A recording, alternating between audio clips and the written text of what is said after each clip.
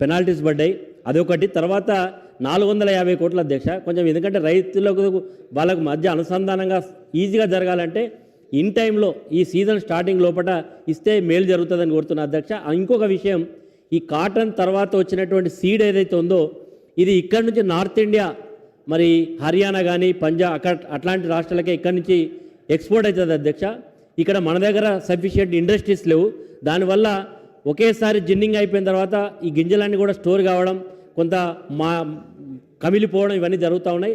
దానివల్ల కొంత రైతు ఎవరికైతే నష్టం, రేటు తగ్గుతుంది ఆటోమేటిక్గా దాని రేటు తగ్గుతుంది. కాబట్టి ఈ ఇండస్ట్రీస్ని ఇక్కడ ప్రమోట్ చేయడానికి తెలంగాణ రాష్ట్రం కూడా ఏమైనా ప్రత్యేక ఇన్సెంటివ్స్ ఇచ్చి ఈ రాష్ట్రంలో ఆ ఇండస్ట్రీస్ పెడితే బాగుంటుందని మీ ద్వారా ప్రభుత్వానికి సూచన చేస్తున్నా.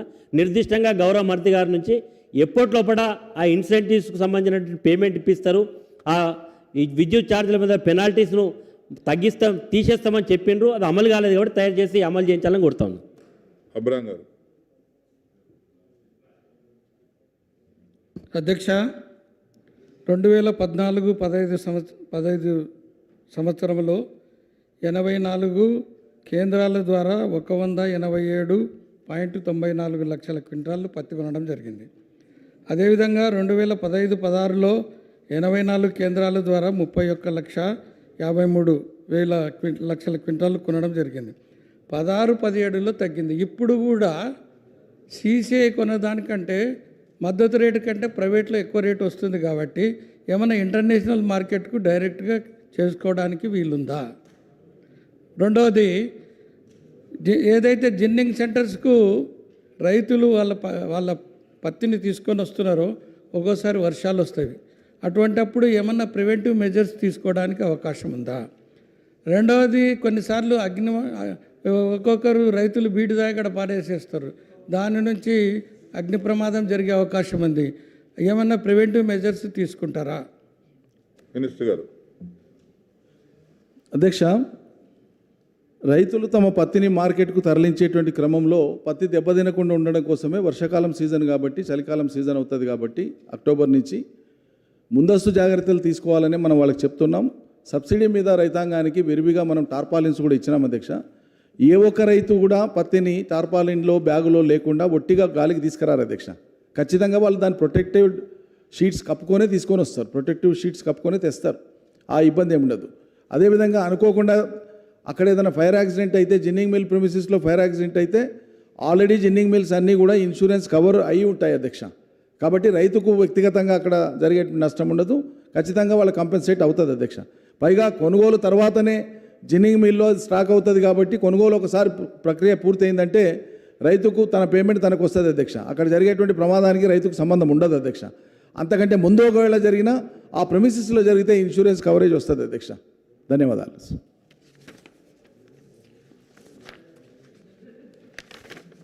Question number 878, minister for Panchayati Raj rural development.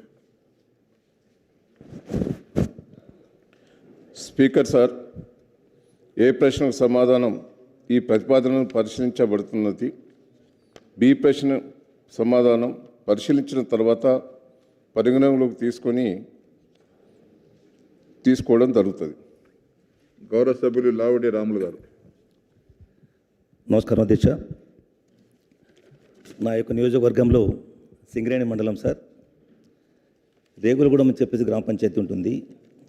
అందులో చీమలవారిగూడెం అని చెప్పేసి అనేసి టోటల్గా సుమారుగా 400 కుటుంబాలు ఆదివాసీ సోదరులు ఉంటారు. దురదృష్టం అంటే ఏమంటే సార్, గౌరవ ముఖ్యమంత్రి గారు పరిపాలనా సౌలభ్య నిమిత్తం తాండాలు గూడాలుగా ఎప్పుడైతే విభజించారో ఆ సందర్భంగా ఏర్పడిన గ్రామమే ఈ గ్రామ పంచాయతీ. ఇందులో భాగంగా ఈ గ్రామానికి మధ్యలో బుగ్గవాగు అని చెప్పేసి ఒక పెద్దవాగు అని చెప్పి ఉంటుంది సార్. అయితే ఈ వర్షాకాలంలో నీళ్ళు రావటం వలన ఇప్పుడు రాకపోకలు కానీ ఇతర వ్యవసాయ కార్యక్రమాలకు టోటల్ అంతరాయం కలుగుతుంది. ఇప్పటికి కూడా ప్రవహిస్తూనే ఉన్నారు సార్. అది ఇప్పుడే కాకుండా సంవత్సరాంతం కూడా ప్రవహిస్తున్నట్టు ఆ వాగు. మరి అది ఎందుకంటే దాని జీవనది కూడా అనుకోవచ్చు. ఆ సందర్భంగా అక్కడ ఆదివాసీ సోదరులు మొదలేసుకునేసి అక్కడ నుంచి చీమలవారిగూడెం నుంచి పేరేపల్లి గ్రామం రావాలి, వాళ్ళు మైదాన ప్రాంతం రావాలంటే ఈ లోపుకి ఏంటంటే అక్కడ అస్తవ్యస్తంగా మొత్తం రాకపోకలు మొత్తం స్తంభించిపోతాయి సార్. చాలా దీనావస్థలో ఉంది అది. దాన్ని దృష్టిలో పెట్టుకుని మరి ప్రభుత్వము మరి మా మంత్రివర్యులు దాని మీద ఒక పెద్ద హై లెవెల్ బ్రిడ్జ్ అయితే కంపల్సరీ అవసరం ఉంటుంది సార్. దానివల్ల ఇతర ఈ రైతులు పండించే వ్యవసాయ ఉత్పత్తులు కావచ్చు, రాకపోకలు కావచ్చు, మరి ఇవన్నీ సవ్యంగా జరుగుతాయని చెప్పేసి మంత్రివర్యులు వారికి దృష్టి పెడుతున్నాం సార్.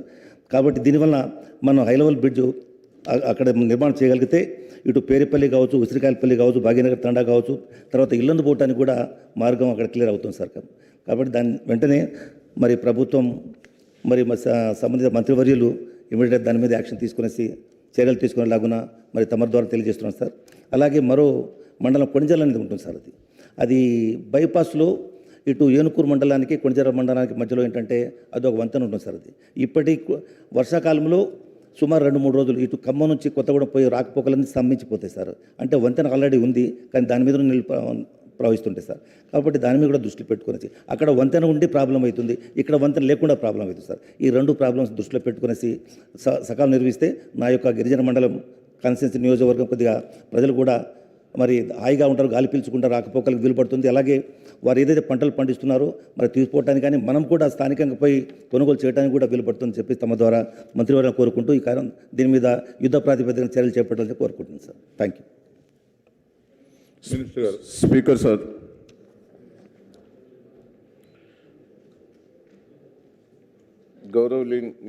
నేను రాములు గారు,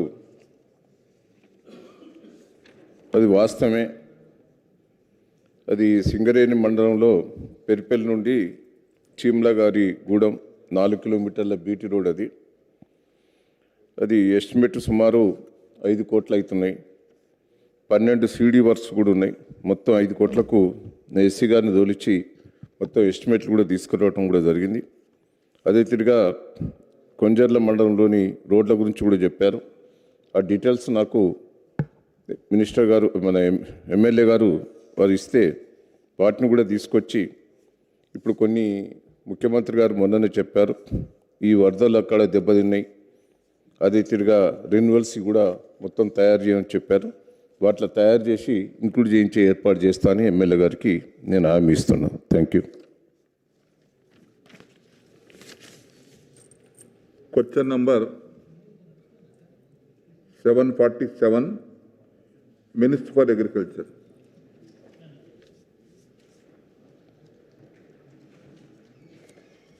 అధ్యక్ష, గౌరవ సభ్యులు శ్రీ కోమటిరెడ్డి రాజగోపాల్ రెడ్డి గారు, శ్రీ తూర్పు జయప్రకాష్ రెడ్డి గారు, శ్రీ దుద్దిళ్ల శ్రీధర్బాబు గారు, శ్రీ పోడెం వీరయ్య గారు, శ్రీ మాధవనేని రఘునందన్ రావు గారు, శ్రీ డాక్టర్ అబ్రహం గారు, శ్రీ టి రాజా సింగ్ గారు ప్రస్తావించినటువంటి అంశం అధ్యక్ష. ఇందులో ఏ ప్రశ్నకు సమాధానం లేదండి. బి ప్రశ్నకు సమాధానం ఈ ప్రశ్న ఉత్పన్నం కాదు. సి ప్రశ్నకు సమాధానం లేదండి. డి ప్రశ్నకు సమాధానం ఈ ప్రశ్న ఉత్పన్నం కాదు. ఈ ప్రశ్నకు సమాధానం వివరాలను సభా సమక్షంలో ఉంచడమైంది అధ్యక్ష. ధన్యవాదాలు. గౌరవ సభ్యులు కోమటిరెడ్డి రాజగోపాల్ రెడ్డి గారు, తూర్పు జయప్రకాష్ రెడ్డి గారు, దుద్దిల శ్రీధర్ బాబు గారు, పోడెం వీరయ్య గారు, బట్టి విక్రమార్క గారు.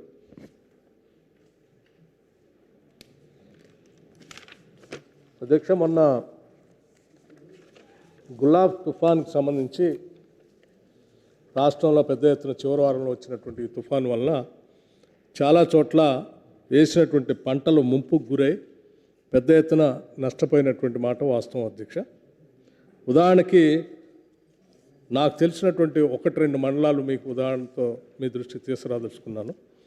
మంతిని శాసనసభ నియోజకవర్గంలో అన్నారం, మేడిగడ్డ, అన్నారం, సుందిళ్ళ లాంటి బ్యారేజీలు ఉండటం వల్ల అక్కడ ఆ బ్యారేజీల్లో నీటితో పాటు వచ్చిన వర్షంతో ఆ పరిసర ప్రాంతాల్లో ఉన్నటువంటి దాదాపు 15,000 ఎకరాలు ముంపుకు గురయ్యాయి అధ్యక్ష. ఇది ఈ సంవత్సరంలోనే 3 సార్లు ముంపుకు గురైనాయి అధ్యక్ష. ఈ 3 సార్లు ముంపుకు గురి కావటం వల్ల ఆ భూముల్లో వేసినటువంటి పంట నష్టపరిహారమే కాకుండా బోర్లు నష్టపోయాయి, కరెంటు పోల్స్ కింద పడిపోయాయి, తర్వాత అక్కడ వేసినటువంటి మోటార్లు కూడా అందులో పనికి రాకుండా పోయినాయి అధ్యక్ష. అట్లాగే నా నియోజకవర్గంలో కూడా మధిర శాసనసభ నియోజకవర్గంలో మధిర మండలం చిలుకూరు గ్రామంలో ఈ వరద రావటం వల్ల దాదాపు 1000 ఎకరాలు ముంపుకు గురైన అధ్యక్ష. అక్కడ ఉన్నటువంటి లిఫ్ట్ ఇరిగేషన్ కూడా పూర్తిగా మునిగిపోయి పనికి రాకుండా అయిపోయింది అధ్యక్ష. ఈ రకంగా రాష్ట్రంలో చాలా చోట్ల, అంటే నాకు తెలిసిన 2 ఉదాహరణలు చెప్పాను అధ్యక్ష. ఈ రకంగా రాష్ట్రంలో చాలా చోట్ల ముంపుకు గురై పంట పెద్ద ఎత్తున నష్టపోయాం అధ్యక్ష. ఈ నష్టపోయినటువంటి పంటకు సంబంధించి రాష్ట్ర ప్రభుత్వాన్ని మీ ద్వారా నేను విజ్ఞప్తి చేస్తూ ఉన్నాను. కనీసం నష్టం అంచనా అయినా వేయటం కోసం ప్రభుత్వం ప్రయత్నం చేసిందే అని. నాకు తెలిసి 2015 నుంచి ఈనాటి వరకు కూడా రాష్ట్రంలో వచ్చినటువంటి ఏ వరద వల్ల కూడా పోయిన నష్టానికి ఇంతవరకు నష్టపరిహారం ఇవ్వట్లేదు అధ్యక్ష. ఒక్కసారి మనం రాష్ట్రం ఏర్పాటు చేసుకున్న తర్వాత 2015లో అనుకుంటా బహుశా మనం నష్టపరిహారం ఇన్పుట్ సబ్సిడీ ఇచ్చాము. ఆ తర్వాత ఇంతవరకు ఇవ్వలేదు అధ్యక్ష. అది కూడా నేను మీ ద్వారా ప్రభుత్వానికి మంత్రి గారికి విజ్ఞప్తి చేసేది ఏంటంటే, కనీసం మనం ఎన్యూమరేట్ చేసి ఎంత నష్టపోయామనేటువంటి అంచనా వేసి కేంద్రానికి పంపిస్తే నాకు తెలిసి కేంద్ర ప్రభుత్వం నుంచి కూడా కొంత షేర్ ఈ పంట నష్టపరిహారానికి ఇవ్వటానికి వాళ్ళు కొంత వాటా ఇస్తారు. మనం రాష్ట్ర ప్రభుత్వం నుంచి కొంత వాటా కలిపి రైతులకి పూర్తిగా నష్టపరిహారం కాకపోయినా వాళ్ళకి కొంత సహాయానికి మళ్ళీ రెండోసారి పంట వేసుకోవడానికి ఉపయోగపడుతుంది కాబట్టి కొంత సహాయం అందించడానికి ఉపయోగపడుతుంది. అటువంటి సహాయం ఇంతవరకు రాష్ట్ర ప్రభుత్వం ద్వారా జరగట్లేదు. కాబట్టి దయచేసి నేను రాష్ట్ర ప్రభుత్వాన్ని, ముఖ్యంగా ముఖ్యమంత్రి గారు కూడా సభలో ఉన్నారు, నేను మీ ద్వారా వారికి విజ్ఞప్తి చేస్తూ ఉన్నాను. ఇటువంటి వరదలు వచ్చినప్పుడు కనీసం ఎన్యూమరేట్ అయినా చేపిద్దాం సార్. అంచనా వేపిస్తే ఎంత నష్టం జరిగింది, ఎంతమంది రైతులు నష్టపోయారు అనేది ఒక విషయం తెలుస్తుంది. నెంబర్ 1. నెంబర్ 2 అధ్యక్ష, రెండోది ఇంకొక ప్రధానమైనది ఏంటంటే, మన రాష్ట్రంలో దాదాపు 52% కౌలు రైతులే ఉన్నారు అధ్యక్ష. ఈ పంట పండించేటువంటి వాళ్ళంతా వ్యవసాయం చేసేవాళ్ళు 52% ఉన్నటువంటి రైతులు, వాళ్ళకి రైతు బంధు ఎలాగూ రావట్లేదు. కనీసం ఈ పంట నష్టపోయినప్పుడైనా నష్టపరిహారానికి సంబంధించి మనం ఏమన్నా సహాయం అందించగలిగితే మళ్ళీ తిరిగి నిలదొక్కుని వాళ్ళు పంట వేసి రాష్ట్రంలో పంట పండించడానికి ఉపయోగం ఉంటుంది. కాబట్టి దయచేసి తప్పనిసరిగా ఈ కౌలు రైతులను కూడా దృష్టిలో పెట్టుకొని, మేము గతంలో కూడా ఒకసారి విజ్ఞప్తి చేసాం, రైతు బంధు పంట పండించే వాళ్ళకి ఇవ్వండి. మనం ఇచ్చే ఉద్దేశం కూడా పంటని ప్రోత్సహించడానికి, ఎక్కువ పండించడానికి అనే ఉద్దేశం ఉంది. కాబట్టి పంట పండించేటువంటి వాళ్ళకు కూడా ఇస్తే ఇంకా ఎక్కువ పండిస్తారు, ఇంకా ఎక్కువ ప్రోత్సాహం ఉన్నట్టుగా ఉంటుంది. దయచేసి అది పరిగణలో తీసుకోండి. దాంతోపాటు నష్టపరిహారాన్ని కూడా అంచనా వేసి ఇప్పించవలసిందిగా మీ ద్వారా వారిని విజ్ఞప్తి చేస్తూ ఉన్నాను అధ్యక్ష. రఘునందన్ రావు గారు.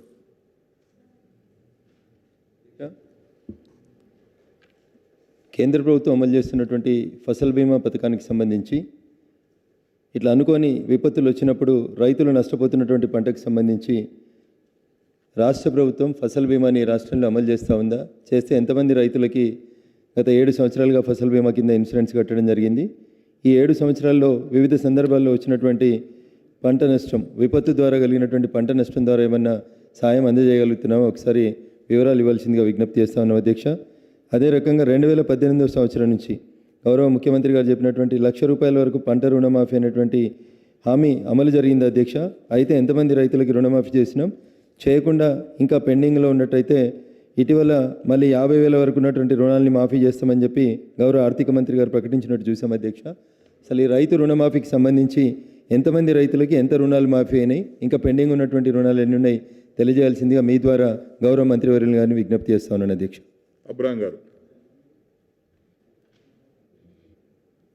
అధ్యక్ష, గౌరవ ముఖ్యమంత్రి కేసీఆర్ గారు రైతులను కంటికి రెప్పలాగా కాపాడుతున్నటువంటి ముఖ్యమంత్రి. అదేవిధంగా రైతులు బాగుంటే దేశం బాగుంటుంది, రైతే దేశానికి వెన్నెముకని గ్రహించినటువంటి ముఖ్యమంత్రి మన కేసీఆర్ గారు.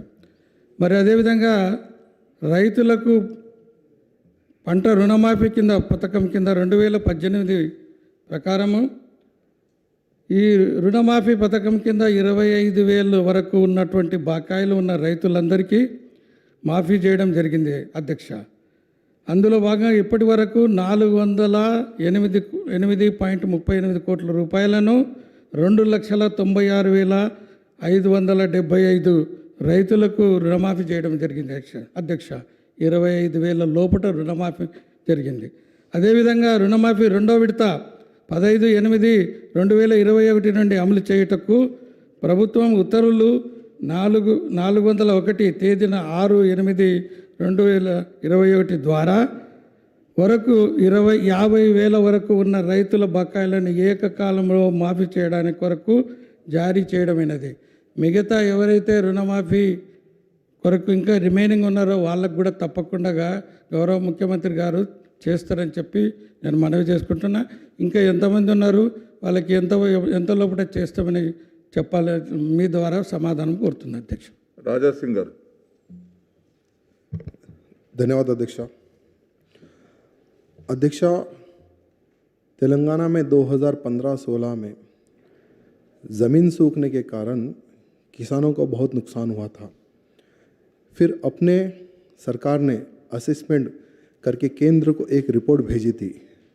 तब केंद्र सरकार ने 799 करोड़ रुपीस तेलंगाना सरकार को भेजे थे तुरंत किसानों को पहुंचाने के लिए.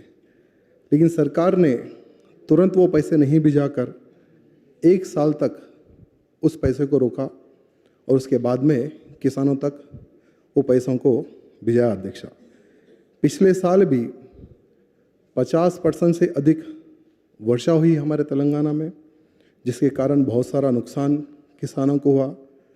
अभी हाल ही में गुलाब तूफान के कारण बहुत सारा नुकसान हमारे अन्नदाताओं का हुआ. अध्यक्षा, फसल बीमा योजना 2017 में केंद्र सरकार द्वारा किसानों के लिए लाई गई थी, जो कि किसानों के लिए बहुत उपयोगी रही हुई है योजना.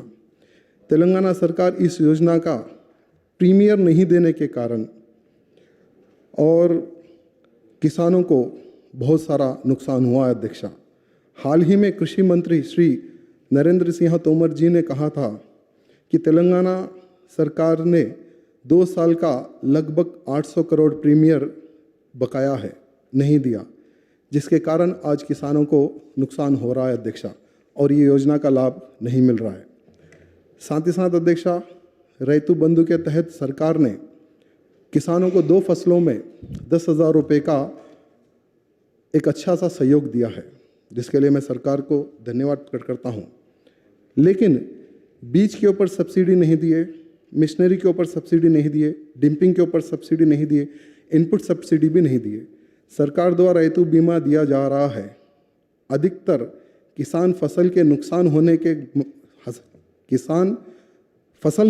के कारण मर रहे. अध्यक्षा, अगर सरकार फसल बीमा योजना का लाभ सही तरीके से किसानों को देती है तो किसान नहीं मरेंगे. अध्यक्षा, मरने के बजाय किसान जो मरते हैं अध्यक्षा, अगर हम उनकी फसल के ऊपर हम विचार करके कि कितनी फसल नुकसान हुई है उसके ऊपर अगर विचार विमर्श करके अगर हम उनको फाइनेंशियली सपोर्ट करते हैं तो एक बहुत बड़ा किसानों को सपोर्ट रहेगा. अध्यक्षा, साथ ही साथ अध्यक्षा, जैसे मेरे साथी ने एक बात कही है कि किसानों को 1 लाख रुपए तक का लोन माफ़ करने का सरकार का वादा था, लेकिन 25,000 रुपये का ही लोन माफ़ करे. अध्यक्षा, लेकिन बाकी का अमाउंट किसानों के ऊपर ही छोड़ दिया. अध्यक्षा, धन्यवाद.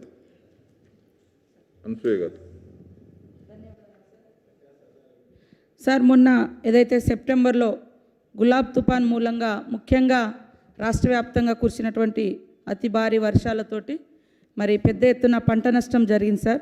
దాంట్లో అధికారులు 3.5 లక్షల ఎకరాల వరకు నష్టం జరిగినట్టుగా వ్యవసాయ శాఖ వారు అంచనా వేసినట్టుగా తెలిసింది సార్. అది నిజమేనా? అయినచో వారిని ఆ రైతులను ఏ రకంగా ఆదుకోవాలని ప్రభుత్వం ఆలోచిస్తుందో తెలియజేయాల్సిందిగా కోరుతూ, ముఖ్యంగా ఉమ్మడి ఆదిలాబాదు, అదేవిధంగా ఖమ్మము, వరంగల్ ఈ ప్రాంతాలన్నీ కూడా అటవీ ప్రాంతాలు సార్. ఇక్కడ సోయాబీన్ కానీ, పత్తి కానీ, ఇతర వరి కానీ, జొన్న కానీ నష్టపోవడం జరిగింది సార్. అయితే ఈ ప్రాంతాల రైతాంగానికి ఎక్కువగా అటవీ గ్రామాలు, ఏజెన్సీ గ్రామాలు. ఆ రైతాంగానికి రైతు బంధు కూడా రాదు సార్, పట్టాలు లేవు కాబట్టి అలాంటి రైతులను ప్రత్యేకంగా ప్రభుత్వము మరి ఆదుకునేటువంటి దిశగా ఏమైనా ప్రణాళికలు చేస్తుందా లేదా అని ఈ సందర్భంగా అడుగుతూ ఉన్నాం సార్. అదేవిధంగా మరి గత 7 సంవత్సరాలుగా ఎక్కువ మొత్తం చూస్తే ఇన్పుట్ సబ్సిడీ కూడా రావడం లేదు సార్. నిన్నగాక మొన్న హైకోర్టు కూడా ప్రభుత్వాన్ని మరి రైతులను ఏ రకంగా ఆదుకోదలిసిండ్రు అనేటువంటి విషయాన్ని కూడా ప్రశ్నించడం జరిగింది సార్.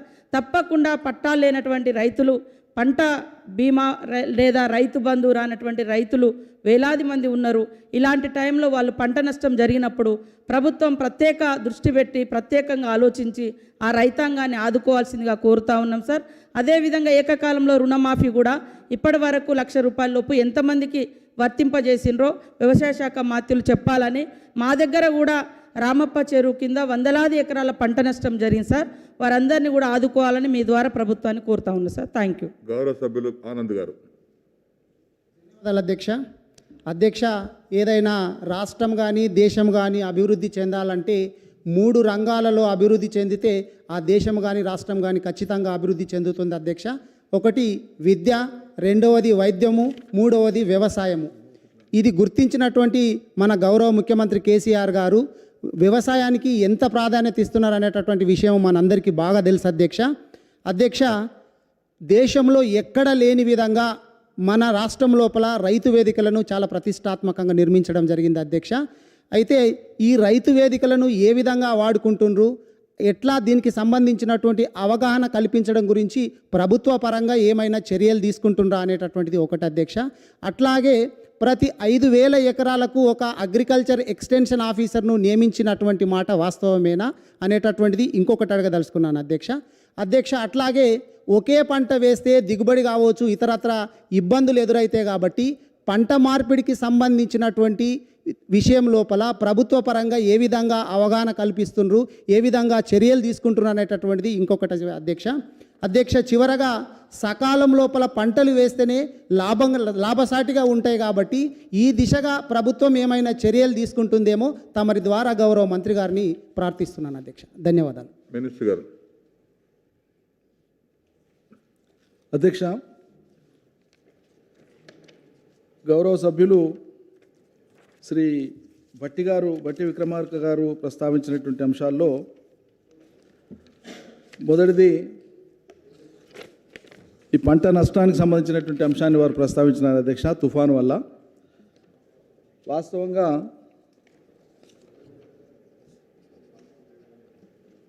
వర్షాలు రావడము, కొద్దిపాటిగా ఎక్కువ రావడము, కొన్ని సందర్భాల్లో భారీగా రావడం, కొన్ని సందర్భాల్లో అతి భారీగా రావడము, ఇవి మనం చూస్తూ ఉంటాం అధ్యక్ష.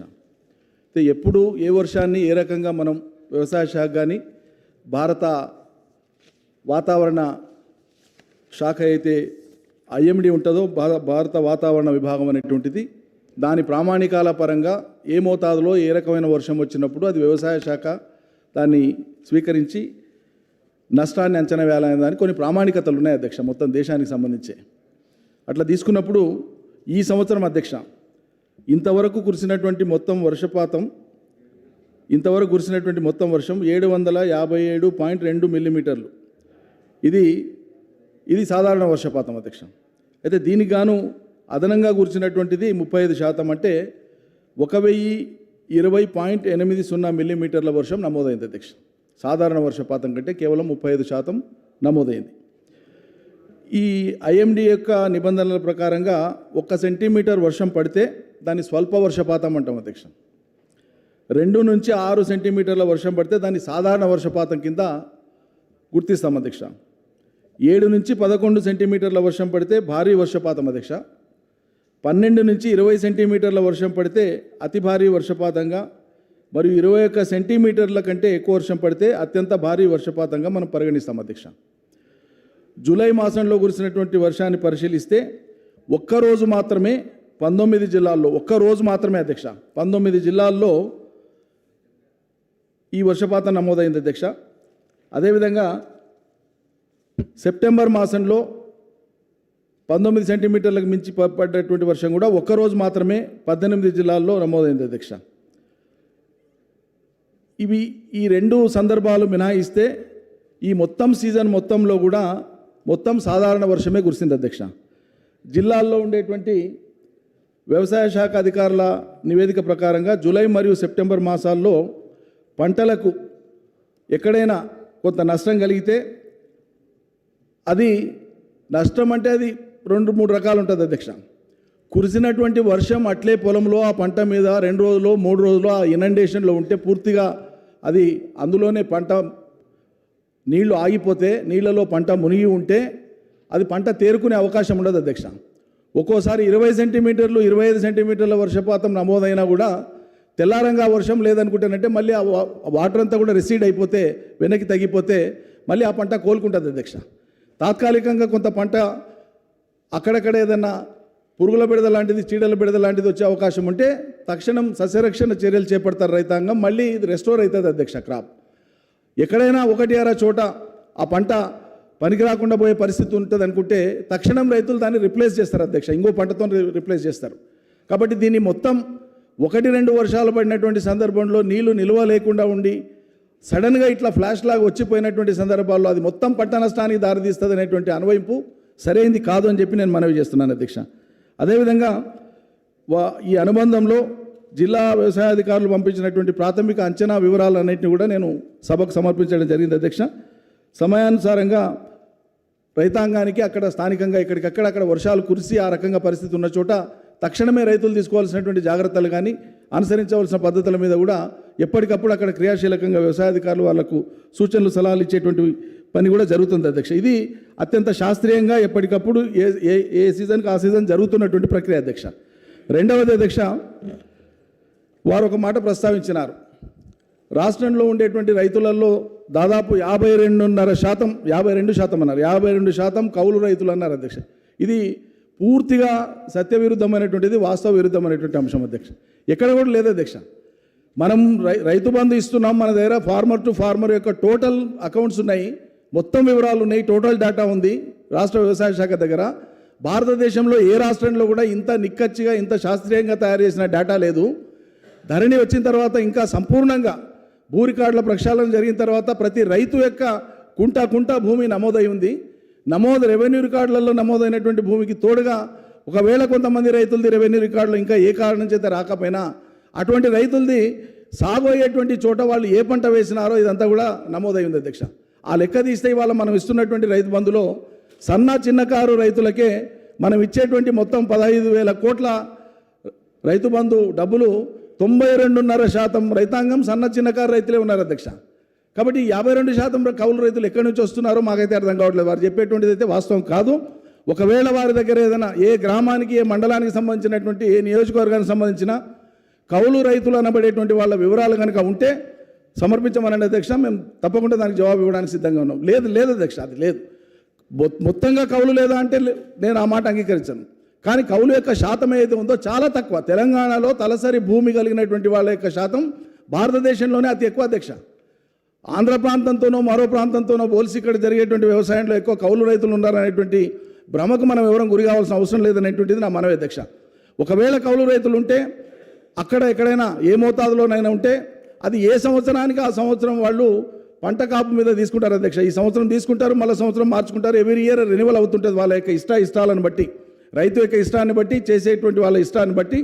ఎవరైనా అబ్సెంటీ ల్యాండ్ లార్డ్స్ ఉంటే నాలాంటి వాళ్ళం సేద్యం చేయలేని పరిస్థితి ఉంటే ఆ సంవత్సరానికి ఎవరికో ఇస్తాం, చేయించుకుంటాం. అది వాళ్ళిద్దరి మధ్యలో ఉండే అండర్స్టాండింగ్ తప్ప అచ్చంగా కౌలు రైతులని నామకరణం చేసి ఆంధ్రాలో ఏదైతే వ్యవహారికంగా ఉందో ఆ పద్ధతిలో తెలంగాణలో లేదు అధ్యక్ష. అదేవిధంగా అధ్యక్ష, వారు ఇన్పుట్ సబ్సిడీకి సంబంధించినటువంటి ఒక అంశం ప్రస్తావించినారు. రైతులకు జరిగినటువంటి నష్టానికి ఈ ప్రభుత్వం వచ్చిన తర్వాత 2014 నుంచి అసలు ఏమి ఇవ్వనే లేదనేటువంటి మాట చెప్పినారు అధ్యక్ష. అది వాస్తవం కాదు అధ్యక్ష. ఒక మనవే అధ్యక్ష, ఒకసారి మేము ఇవ్వడమే కాదు అధ్యక్ష, 2009 నుంచి 2014 దాకా వారి ప్రభుత్వ హయాంలో పెండింగ్లో ఉండేటువంటి ఇన్పుట్ సబ్సిడీ తెలంగాణ ప్రభుత్వం వచ్చిన తర్వాత గౌరవ ముఖ్యమంత్రి గారు వారి పాత బకాయిలను తెచ్చడానికి 668 కోట్ల ఇన్పుట్ సబ్సిడీని తెలంగాణ ప్రభుత్వం ఇచ్చింది అధ్యక్ష. ఇది యథార్థం, మేము ఇచ్చి ఉన్నాం. ఇవ్వనే లేదంటే దానికి మనం చెప్పగలిగేది ఏమిటది అధ్యక్ష. అదేవిధంగా గౌరవ సభ్యులు శ్రీ అబ్రహం గారు అడిగినటువంటి దానికి లోన్ వేవర్ కింద ఎంతమందికి ఇచ్చినారన్నారు. ఇప్పటికీ మనం ఇచ్చినటువంటిది 733 కోట్ల రూపాయలు 4,07,000 మంది రైతాంగానికి ఇచ్చినాం. మిగిలినటువంటి 1,500 కోట్ల రూపాయలు 8,60,000 మందికి ఇవ్వడానికి ప్రాసెస్ ఆల్రెడీ బిగిన్ అయింది. అది ఇస్తానే ఉన్నాం, కంటిన్యూస్ ప్రాసెస్ అధ్యక్ష, అది జరుగుతూ ఉంది అధ్యక్ష. అదేవిధంగా గౌరవ సభ్యులు శ్రీ రాజాసింగ్ గారు, శ్రీ రఘునందన్ రావు గారు ప్రస్తావించినటువంటి అంశం ముఖ్యమైనటువంటి అంశం అధ్యక్ష. ఈ అంశాన్ని ప్రతి సందర్భంలో బయట శాసనసభ వెలుపల అనేక సందర్భాల్లో వాళ్ళు దాన్ని ఒక అంశంగా తీసుకొని తరచుగా మాట్లాడుతున్నారు కొంతమంది సభ్యులు, కొన్ని పార్టీల వాళ్ళు. అధ్యక్ష, ఇది బీమాకు సంబంధించినటువంటి విషయం అధ్యక్ష. కొన్ని ఆసక్తికరమైనటువంటి విషయాలు ఉన్నాయి. నేను తమ ద్వారా సభ ముందు ఉంచి గౌరవ సభ్యులు, అదేవిధంగా బయట ఉండేటువంటి రైతాంగం కానీ ప్రజలు కానీ ఎవరైనా కొన్ని అపోహలు కలిగి ఉంటే వాళ్ళు కానీ ఈ వాస్తవాలు గ్రహించడం కోసం ఈ విషయాల్ని తమ ముందు ఉంచుతున్నాను అధ్యక్ష, సభ ముందు ఉంచుతున్నాను. గౌరవ సభ్యుల అవగాహనార్థం అధ్యక్ష. ప్రధానమంత్రి ఫసల్ బీమా యోజన అనేటువంటి పథకాన్ని ప్రస్తుతం ఉండేటువంటి కేంద్ర ప్రభుత్వం అమలు చేస్తున్న తరుణంలో 2016, 17, 2017, 18 ఈ 2 సంవత్సరాలకు సంబంధించినటువంటి బీమా ప్రీమియం తెలంగాణ ప్రభుత్వం చెల్లించింది, కేంద్ర ప్రభుత్వం చెల్లించింది. రైతులకు వచ్చేటువంటి ఆ డబ్బులు వచ్చిన ఇన్సూరెన్స్ డబ్బులు అధ్యక్ష 2018, 19, 2019, 20 ఈ 2 సంవత్సరాలకు సంబంధించినటువంటి క్లెయిమ్స్ సెటిల్ కావాల్సింది. గవర్నమెంట్ ఆఫ్ ఇండియా నుంచి వచ్చిన డబ్బులు వారు చెప్పినట్లు వాస్తవమే వచ్చినాయి. తెలంగాణ ప్రభుత్వం కూడా పే చేసింది. ఇంకా కొన్ని పే చేయవలసింది. ఈసారి బడ్జెట్లో పెట్టినామా అవి పే చేస్తాం అధ్యక్ష. దానికి సంబంధించి లేదు. ఇక ఉన్న విషయాలు ఏంటి అధ్యక్ష అంటే గత సంవత్సరం ఇప్పుడు ఉండేటువంటి కేంద్ర ప్రభుత్వం వారే ఈ ఇన్సూరెన్స్ను ఒకసారి రివ్యూ చేసుకొని వాళ్ళు తీసుకొచ్చినటువంటి ఒక కొత్త విధానం ఏంటంటే రైతులు కానీ రాష్ట్ర ప్రభుత్వాలు కానీ ఖచ్చితంగా వాళ్ళు ఇన్సూరెన్స్ చేసుకోవాలన్న నిబంధన మేము పెడతలేము, మేము మ్యాండేటరీ చేస్తలేము, ఇది ఆప్షనల్ చేసినా మీ ఇష్టం ఉంటే చేసుకోండి లేకుంటే లేదని చెప్పి కేంద్రమే ప్రకటించింది అధ్యక్ష. గౌరవ సభ్యులు రఘునందన్ రావు గారు, రాజాసింగ్ గారు దీని మీద దృష్టి పెట్టాలి. కేంద్ర ప్రభుత్వమే ఇది ఆప్షనల్ చేసింది. పైగా ఇంకొక విషయం అధ్యక్ష, మనమే కాదు అధ్యక్ష, దేశంలో ప్రోగ్రెసివ్ అగ్రికల్చర్ స్టేట్స్గా పిలువబడుతున్నటువంటి పంజాబ్, హర్యానా కానీ, అదేవిధంగా వెస్ట్ బెంగాల్ కానీ, గుజరాత్ కానీ, సాక్షాత్ ప్రధానమంత్రి గారు ప్రాతినిధ్యం వచ్చే రాష్ట్రం, ఆంధ్రప్రదేశ్ కానీ, మహారాష్ట్రం కానీ, ఇవన్నీ కూడా దీని నుంచి బ్యాకప్ అయినాయి అధ్యక్ష. ఆప్షనల్ చేసినారు కాబట్టి, మ్యాండేటరీ లేదు కాబట్టి, మీరు ఖచ్చితంగా చేసుకోవాలని నిబంధన లేదు కాబట్టి. రెండవ విషయం అత్యంత ఆసక్తి కలిగించేటువంటి విషయం అధ్యక్ష, ఇన్సూరెన్స్ చేసినప్పుడు ఏం ఆశించి చేస్తాం అధ్యక్ష? మనం రైతులకు మేలు జరగాలని కదా మనం చేసేది. కేంద్ర రాష్ట్ర ప్రభుత్వాలు ఆలోచించాల్సిన తీరది కదా. కానీ కేంద్ర ప్రభుత్వం చాలా విచిత్రంగా దీనివల్ల రైతాంగానికి మేలు జరుగుతుందా లేదా అనేటువంటి విషయాన్ని పక్కకు పెట్టి మేము నిబంధన పెట్టినాం, మేము పాలసీ తెచ్చినాం, మీరు చేస్తారా లేదా అన్నట్లు ఇంపోజ్ చేసింది. మనం చేసినాం. కానీ దాని పర్యవసానాలు ఒకసారి ఆలోచించి చూస్తే అధ్యక్ష 2018, 19, 20, మనం ప్రీమియం రూపంలో 470,77 రూపాయలు చెల్లించినాం అధ్యక్ష. అదేవిధంగా 2000 మొత్తం ఒకటే మాటలో చెప్పాలంటే ఇప్పటిదాకా బీమా కోసం కేంద్ర రాష్ట్ర ప్రభుత్వాలు రైతులు కలిపి చెల్లించినటువంటిది 989,81 రూపాయలు మనం ప్రీమియం చెల్లిస్తే రైతాంగానికి వచ్చింది ఎంత అంటే 817,65 అంటే 172 కోట్ల రూపాయలు మన ప్రభుత్వం నుంచి, మన రైతుల నుంచి ఇన్సూరెన్స్ కంపెనీలకు పోయినాయి. రైతులకు మేలు జరగలే. ప్రతి సంవత్సరము ఇన్సూరెన్స్ మీరు కడతలేరు, రైతులకు నష్టం జరుగుతుంది, ఇన్సూరెన్స్ మీరు కడతలేరు అని బొబ్బలు పెడుతున్నారు. వాస్తవంలోకి పోయి పరిశీలించేటువంటి ప్రయత్నం చేస్తలేరు. వాస్తవంగా జరగాల్సింది ఏంది అధ్యక్ష అంటే ఇన్సూరెన్స్ మీద ఒక విధాన నిర్ణయం చేయాలన్నప్పుడు ఈ దేశంలో వ్యవసాయాన్ని కేంద్ర ప్రభుత్వం తమ చేతిలోకి తీసుకున్నది కాబట్టి విధానాలు చేసేటువంటి నిర్ణయాలను కేంద్రం ఆలోచన చేసి మొత్తం ఈ దేశంలో ఫార్మర్ వైజ్ ఇన్సూరెన్స్ చేయడానికి ఉన్న అవకాశాల మీద వాళ్ళు అధ్యయనం చేయాలి అధ్యక్ష. అది చేయకుండా గుండుగుత్తగా ఇన్సూరెన్స్ చేసేస్తే ఒకే ఊరిలో వాళ్ళు పెట్టినటువంటి పారామీటర్స్ ప్రకారంగా అది అట్రాక్ట్ అవుతలేదు. వాళ్ళు గ్రూప్ ఇన్సూరెన్స్ పెట్టేసినారు, ఏరియా ఇన్సూరెన్స్ పెట్టేసినారు, కెలామిటీ ఇన్సూరెన్స్ పెట్టేసినారు. దాంట్లోకి ఫార్మర్స్ వస్తలేరు. అంటే మనం డబ్బులు కట్టడమే తప్ప ఇన్సూరెన్స్ క్లెయిమ్ మనకు వచ్చేటువంటి అవకాశం లేదు. వస్తే కూడా మనం కట్టిన దానికంటే తక్కువ వస్తుంది. అందుకే అధ్యక్ష ఇక్కడ ఒక విషయం, చివరి విషయం నేను ప్రస్తావించి మన సెలవు తీసుకుంటా అధ్యక్ష.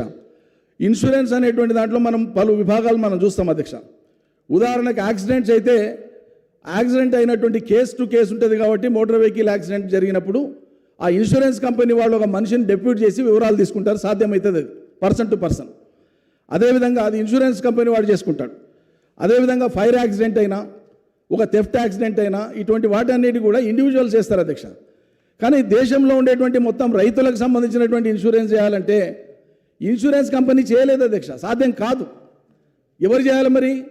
ప్రభుత్వం చేయాలి, కేంద్ర ప్రభుత్వం చేయాలి. కేంద్ర ప్రభుత్వం చేయాలంటే ఏం విధానం రావాలి? Farmer to farmer, farm to farm insure చేసుకుంటే ఆ వివరాలను నమోదు చేసుకొని దానికి యాక్చురియల్ సైన్స్ అంటారు అధ్యక్ష. దాన్ని యాక్చురియల్ సైన్స్ ఉన్నటువంటి స్థితిని శాస్త్రీయ పద్ధతిలో అంచనా వేసి ఫామ్ టు ఫామ్ ప్రాపర్టీ అక్కడ ఉండేటువంటి క్రాప్ను అంచనా వేసుకొని దాని మీద వాళ్ళు ప్రీమియంను డిసైడ్ చేసేటువంటి శాస్త్రీయత అభివృద్ధి కావాలి. ఇవేవి చేయకుండా గుండుగుత్తగా పెట్టి వాళ్ళకి తేలింది ఏంటంటే, కేంద్రానికి కూడా అర్థమైంది ఏంటంటే వాళ్ళు బయటికి కమిట్ కాలే, మనం కట్టిన దానికంటే కూడా వచ్చేది తక్కువ ఉంది కాబట్టి ఇది ఆప్షనల్ చేసేద్దామని చేసేసినారు. మరి ఈ సందర్భంలో కూడా మనం అట్లే కట్టి నష్టపోవాలన్నా, ఏం చేయాలి, దానికి కొత్త విధానం కావాలన్నా దాని మీద చర్చ జరగాలి. దానికోసం కేంద్రం మీద మనం మాట్లాడాలి, కేంద్రానికి ఆ విజ్ఞప్తి చేయాలి తప్ప అదేదో నెపం రాష్ట్ర ప్రభుత్వం మీద పెట్టి రాష్ట్రం చేయనదిగా ఇదైందన్నట్లు ఈ రకంగా మాట్లాడడం ఇది సత్యదూరం అధ్యక్ష. అదేవిధంగా అధ్యక్ష ఇంకొక మాట, తెలంగాణ రైతాంగం అనేటువంటి వాళ్ళు అసలు అప్పులు చేయకుండా వాళ్ళు బాగుపడాలని ఇన్వెస్ట్మెంట్ సబ్సిడీ అయితే ఇస్తున్నామో, ఇలా గౌరవ ముఖ్యమంత్రి గారి మానస పుత్రిక ప్రపంచంలోనే మొదటి స్కీమ్ అధ్యక్ష, రైతు బంధు స్కీమ్. ఇవాళ ప్రపంచంలోనే భూగోళంలోనే ఎక్కడ ఇటువంటి ఆలోచనకు అంకురార్పణ జరగలేదు అధ్యక్ష. ప్రపంచ చరిత్ర మన ముందులో ఉంది కదా అధ్యక్ష. ప్రపంచం మొత్తం కూడా ఎక్కువ తక్కువలతో వ్యవసాయం జరుగుతుంది కదా అధ్యక్ష. మరి ఏ దేశంలోనైనా ఈ రకమైన ఇన్వెస్ట్మెంట్ సబ్సిడీ ఉందా? అంటే రైతు అనేటువంటి వాడు అప్పు చేయాల్సిన స్థితి లేకుండా వ్యవసాయాన్ని చేసుకోవాలనేది కదా మన విధానం. అటువంటి సందర్భంలో ప్రతిసారి రైతులు అప్పులు ఊపిలో ఇరుక్కుపోయినారు, రైతులను ఆదుకోవాలి, రైతుకు నష్టం జరిగింది, ఈ నెగటివ్ ఫార్మాట్లో డిస్కషన్ అనేటువంటిదే రైతుల యొక్క ఆత్మవిశ్వాసాన్ని పెంచేదిగా ఉండదు అధ్యక్ష. మనం సగర్వంగా చాలా ఉజ్వలమైనటువంటి తెలంగాణ రాష్ట్రంగా ఆవిర్భవించినాం. ఇంకా భవిష్యత్తులో ఇన్సూరెన్స్కు సంబంధించి ఒకవేళ కేంద్ర ప్రభుత్వం ఏ విధానాలతో వస్తుందో భవిష్యత్తులో చర్చ జరిగితే పార్లమెంట్లో కూడా దాని మీద చర్చ జరగాలి. రాష్ట్ర ప్రభుత్వం తరఫున కూడా గౌరవ ముఖ్యమంత్రి గారు పలు దఫాలుగా ఈ ఇన్సూరెన్స్ అనేటువంటిది అశాస్త్రీయంగా ఉంది, దీని మీద ఏదైనా ఒకటి చేయాలనేటువంటి ఆలోచన వారు వెలిపుచ్చినారు. దానికి కూడా కాలంలో భవిష్యత్తులో తప్పకుండా ఒక పరిష్కారం వస్తుందని చెప్పి నేను ఆశిస్తున్నాను అధ్యక్ష. ధన్యవాదాలు. గౌరవ ముఖ్యమంత్రి గారు. అధ్యక్ష, రైతాంగానికి సంబంధించిన ఇష్యూ కాబట్టి ఇది ఒక విచిత్రమైన పరిస్థితి అధ్యక్ష. ఎందుకంటే ఈ చర్చ ఇప్పుడు దాదాపు అధ్యక్ష నేను 40 ఏళ్ళ బట్టి చట్టసభలలో ఉన్నా, ఇక్కడ కానీ పార్లమెంట్లో కానీ. పార్లమెంట్లో కూడా ప్రతి సెషన్లో డెఫినెట్గా అనేక రాష్ట్రాలకు చెందినటువంటి గౌరవ పార్లమెంట్ సభ్యులు చాలా గొడవ చేస్తారు అధ్యక్ష. ముఖ్యంగా బీహార్లో అయితే చాలా భయంకరమైన వరదలు వస్తాయి. ఆ కోసి గండకి అనే రివర్సు గంగానదిలో కలిసే టైంలో గంగ కూడా ఒకవేళ ఫుల్గా ప్రవహిస్తే ఏమైందంటే బ్యాక్ వాటర్ వచ్చేస్తుంది అధ్యక్ష. ఇప్పుడు ములుగు ఎమ్మెల్యే గారు అనసూయ గారు చెప్పినారు, 100% కరెక్ట్ వారు చెప్పింది. ఎక్కడనైతే వరదలు చిన్న చిన్న ఉపనదులు ఇవన్నీ పోయి గోదావరిలో కలిసేటువంటి పరిస్థితి ఉంటుందో, గోదావరి మామూలుగా ఉంటేనేమో ఇవి వెళ్ళిపోతాయి అధ్యక్ష. గోదావరి కొద్దిగా ఉధృతమయ్యేటప్పటికీ దానిలో ప్రవాహం పెరిగేటప్పటికీ బ్యాక్ వాటర్ వచ్చేసి ఈ నదులలో నీళ్ళు కూడా వెనక్కి వచ్చేస్తాయి. ఈ నిరంతరంగా పడే వర్షం ఈ వెనకకు తని నీళ్ళు కలిసి పంటలు మునిగిపోతాయి.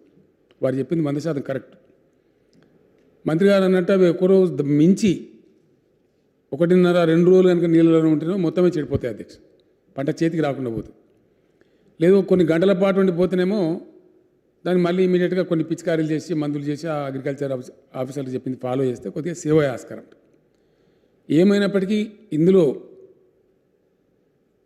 పార్లమెంట్లో నేను విన్నటువంటి చర్చ కానీ మన శాసనసభలో అనేక పర్యాయాలు ప్రతి సెషన్లో డెఫినెట్గా, ఎందుకంటే రైతులు లేని కాన్స్టిట్యున్సీ ఉండదు కదా అధ్యక్ష.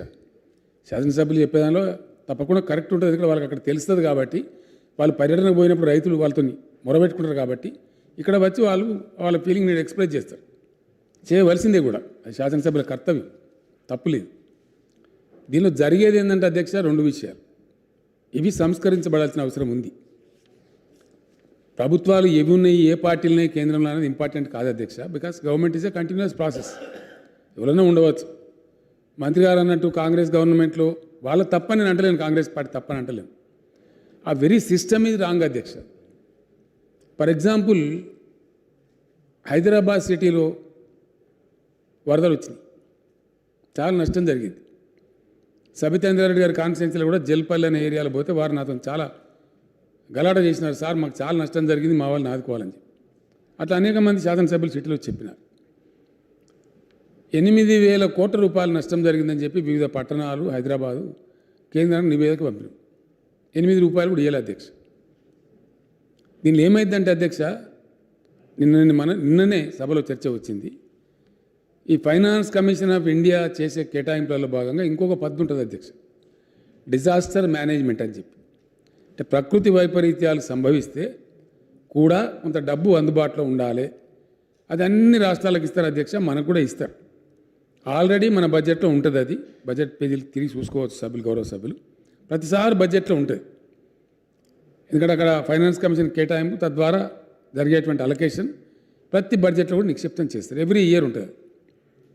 కేంద్రం ఏం చెప్తారు, జనరల్గా కేంద్రానికి ఉండే అలవాటు వీళ్ళు 2 తమాషా.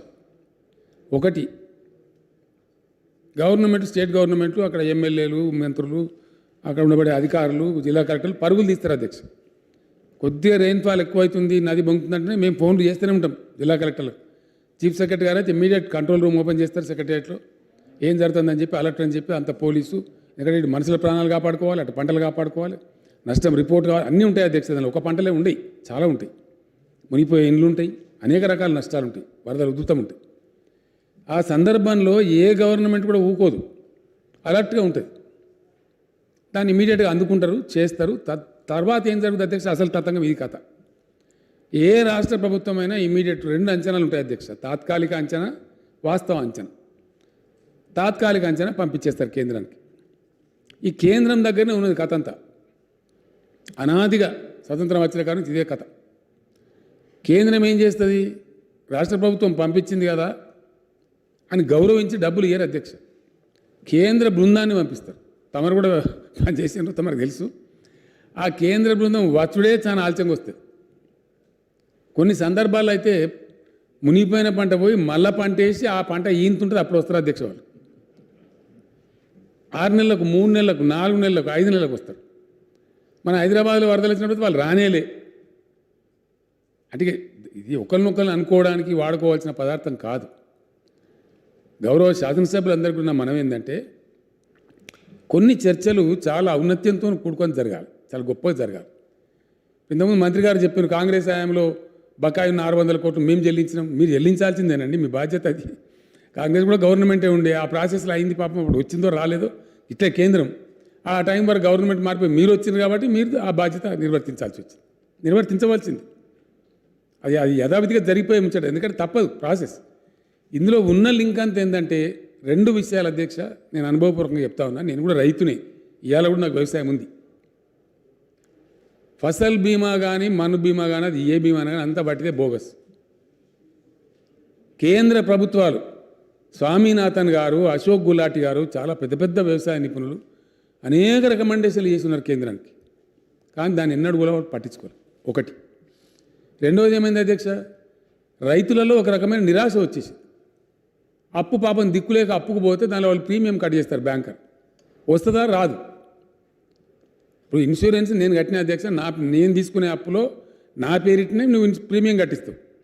కానీ కేంద్రం పెట్టిన విధానాలు ఎట్లుంటాయంటే, ఆ మండలం మొత్తం మునిగిందా, ఆ గ్రామం మొత్తం మునిగిందా, గ్రామం మొత్తం మునిగితే నాకు ఇస్తారు, లేకపోతే నాకు ఇయ్యరు. గ్రామం మొత్తం ఎట్లా మునుగుతుంది అధ్యక్ష, ఓ పక్క కొట్టుకపోవచ్చు, ఇంకో పక్క మంచిగా ఉండొచ్చు. అది కూడా మునగాలి, అయితే ఇస్తాం. ఇట్లా కాలికి పెడితే మెడకు, మెడకు పెడితే కాలికి. అసలు పంటల బీమా విధానం అనేదే ఈ దేశంలో శాస్త్రీయంగా లేదు.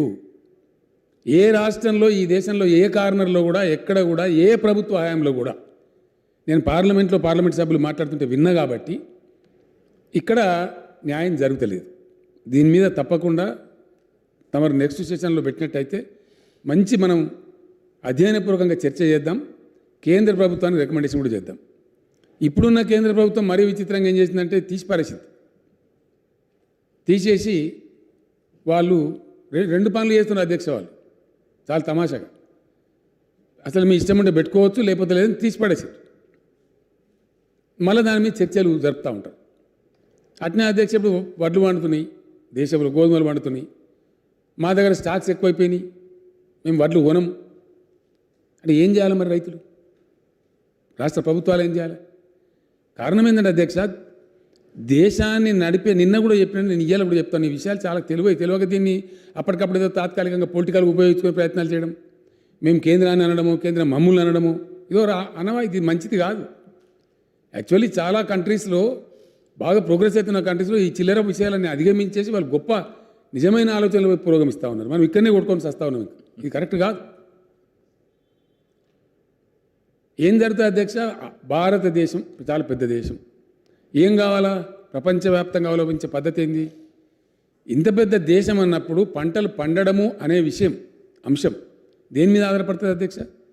సకాలం మంచిగా వర్షాలు కురవాలి, రోగాలు తక్కువ రావాలి, క్లైమేటిక్ కండిషన్స్ ఫేవరబుల్ కావాలి, మంచి పంటలు పండుతాయి. కొన్ని సందర్భాలలో వర్షం కురవకనే పోవచ్చు, క్షామ పరిస్థితులు రావచ్చు, కరువు ఏర్పడవచ్చు.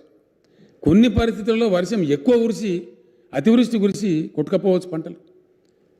కొంత ఇంబ్యాలెన్స్ వస్తుంది అధ్యక్ష. వచ్చినప్పుడు ఏమవుతుంది? దేశం మొత్తానికి బాధ్యత వహిస్తున్నటువంటి కేంద్ర ప్రభుత్వం ఏం చేస్తుందంటే ఆ బాధ్యత రాజ్యాంగ పెద్దలు కేంద్ర ప్రభుత్వానికి పెట్టినారు.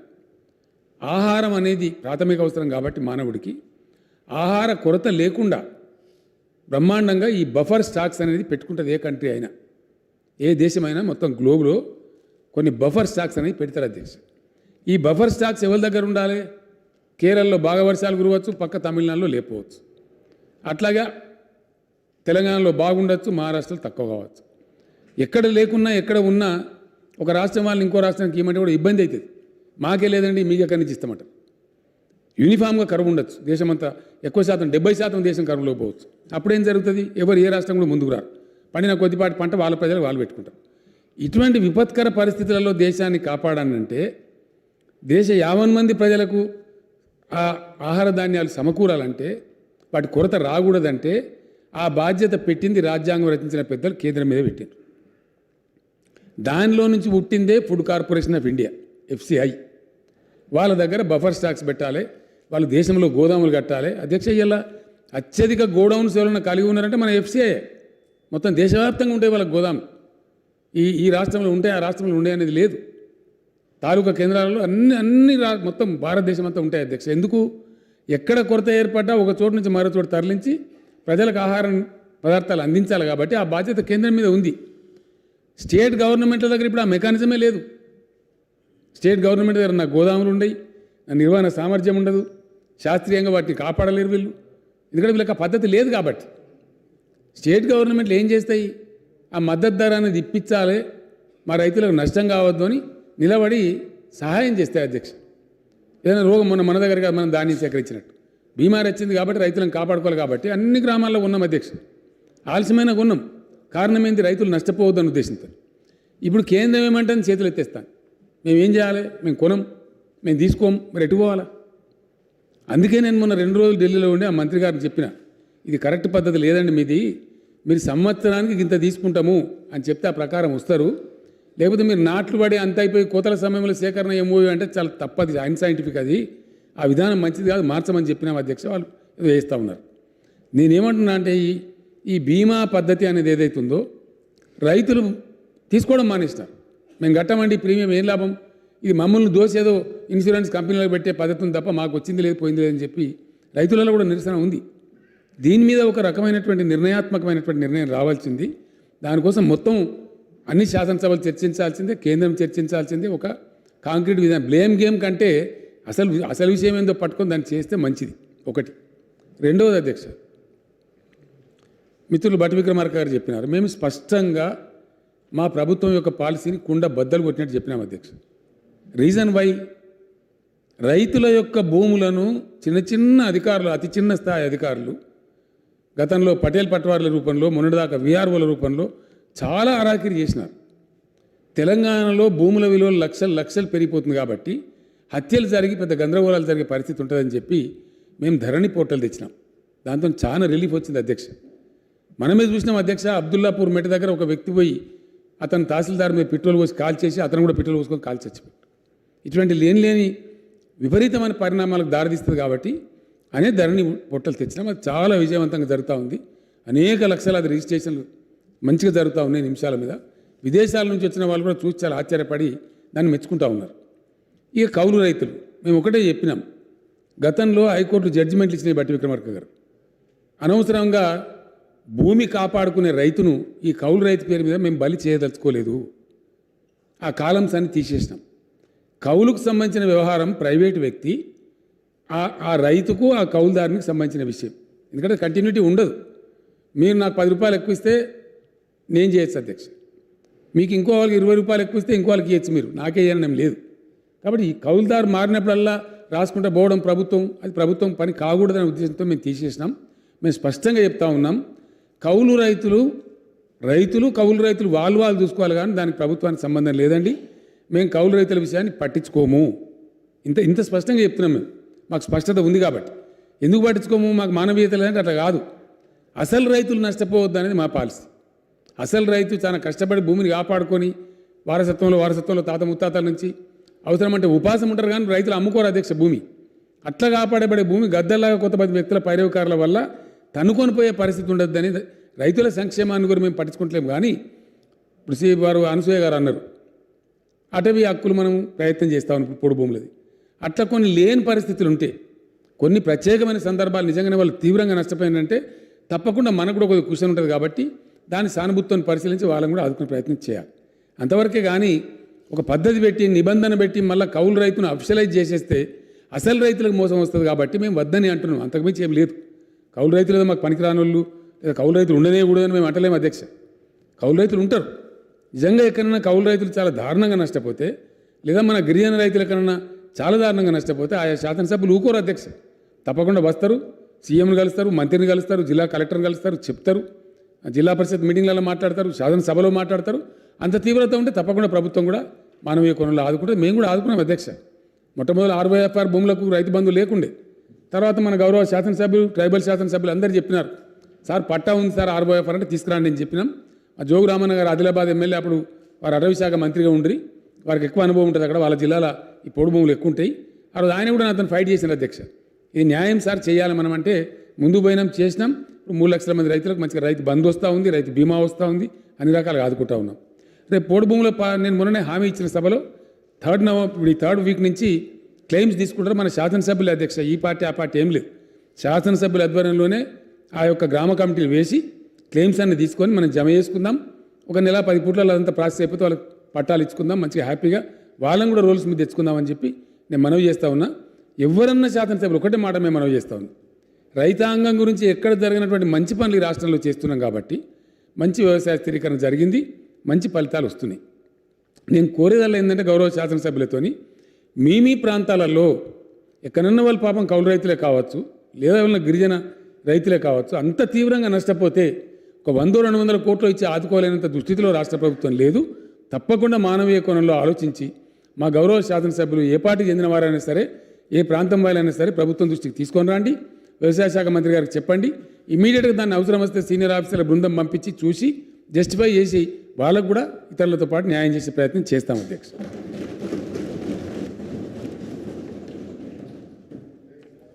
ఇప్పటికి ఆల్రెడీ 11:25 అవుతుంది. ఇంకా హౌస్ బిజినెస్ కూడా చాలా ఉంది కాబట్టి క్వశ్చన్ అవర్ ఈస్ ఓవర్.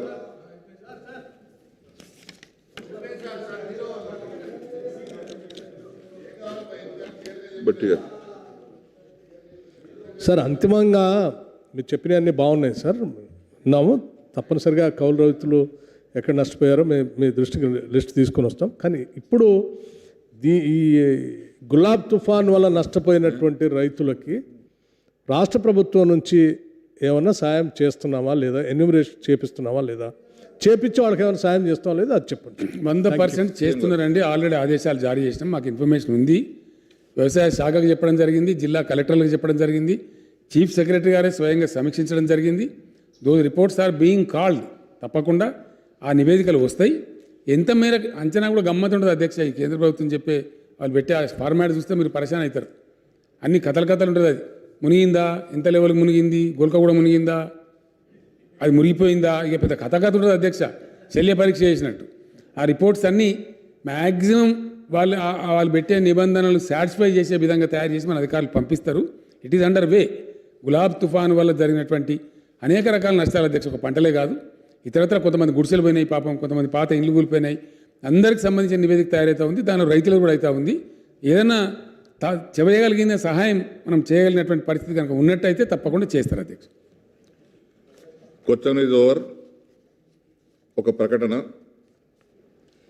గౌరవ సభ్యులందరికీ తెలియనిదేమనగా ఈరోజు టీ విరామం సమయంలో శాసనసభ మెంబర్స్ లాంచ్లో భారత మాజీ ప్రధానమంత్రి శ్రీ పివి నరసింహారావు గారి చిత్రపట ఆవిష్కరణ కార్యక్రమం జరుగును.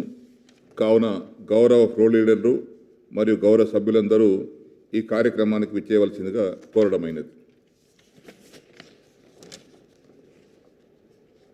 I request the Honorable Chief Minister to move the resolution. అధ్యక్ష, నిన్ననే మనం శాసనసభలో చర్చ చేశాం. అక్కడ 2021 సెన్సస్ కూడా చేయబోతా ఉన్నారు. సెన్సస్ అంటే జనాభా గణన.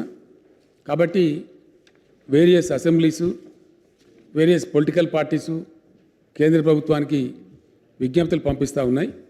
నిన్న మన సభలో కూడా యునానిమస్గా అన్ని పక్షాల వాళ్ళు మనం కూడా చేయాలని చెప్పినారు. మన రాష్ట్రంలో ఉన్నటువంటి బీసీలు అత్యధికంగా 50% వరకు ఉన్నారు. కాబట్టి వాళ్ళకు ఇంకా అనేక రంగాలలో న్యాయం జరగాలనే ఆలోచన మన రాష్ట్రంలో కూడా ఉంది. నేను అందరం కూడా అనుకున్నాం కాబట్టి ఏకగ్రీవ తీర్మానం పంపుదాం అనుకున్నాం. కాబట్టి ఈ కులగణ మన జనాభా గణనలో కులగణన కూడా చేయాలి, బీసీల కులగణన చేయాలని చెప్పి ఈ తీర్మానం నేను ప్రతిపాదిస్తా ఉన్నా అధ్యక్ష. Sir, I beg to move in view of the upliftment of poorer sections of the society, it is necessary to maintain accurate statistics for taking up various welfare measures for benefiting the poorest of the poor. The second Telangana State Legislative Assembly hereby with a view to ensure that the provisions of Clause 4 of Article 15, Clause 5 of Article 15 and Clause 4 of Article 16 regarding the socially and educationally backward classes of citizens, as also the provisions of Clause 6 of Article 243D and Clause 6 of Article 243T regarding backward classes of citizens, urges the central government that the caste-wise census of the backward class of citizens be conducted while holding the general census for 2021.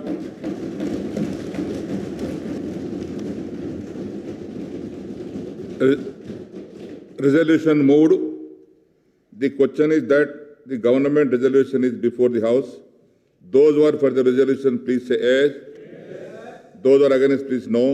Yes, have it. Yes, have it. The resolution is adopted unanimously.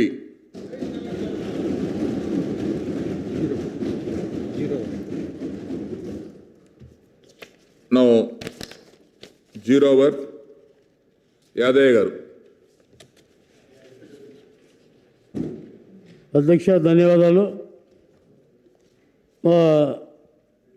మా కాన్స్టిట్యున్సీలో ఎక్మామిడి, మమదాన్పల్లి, కుమ్మర్గూడ గ్రామాలు Indira Gandhi joint farming society ద్వారా దాదాపు 40-50 సంవత్సరాల నుంచి వాళ్ళకు దాదాపు 600 ఎకరాల భూమి ఇచ్చారు.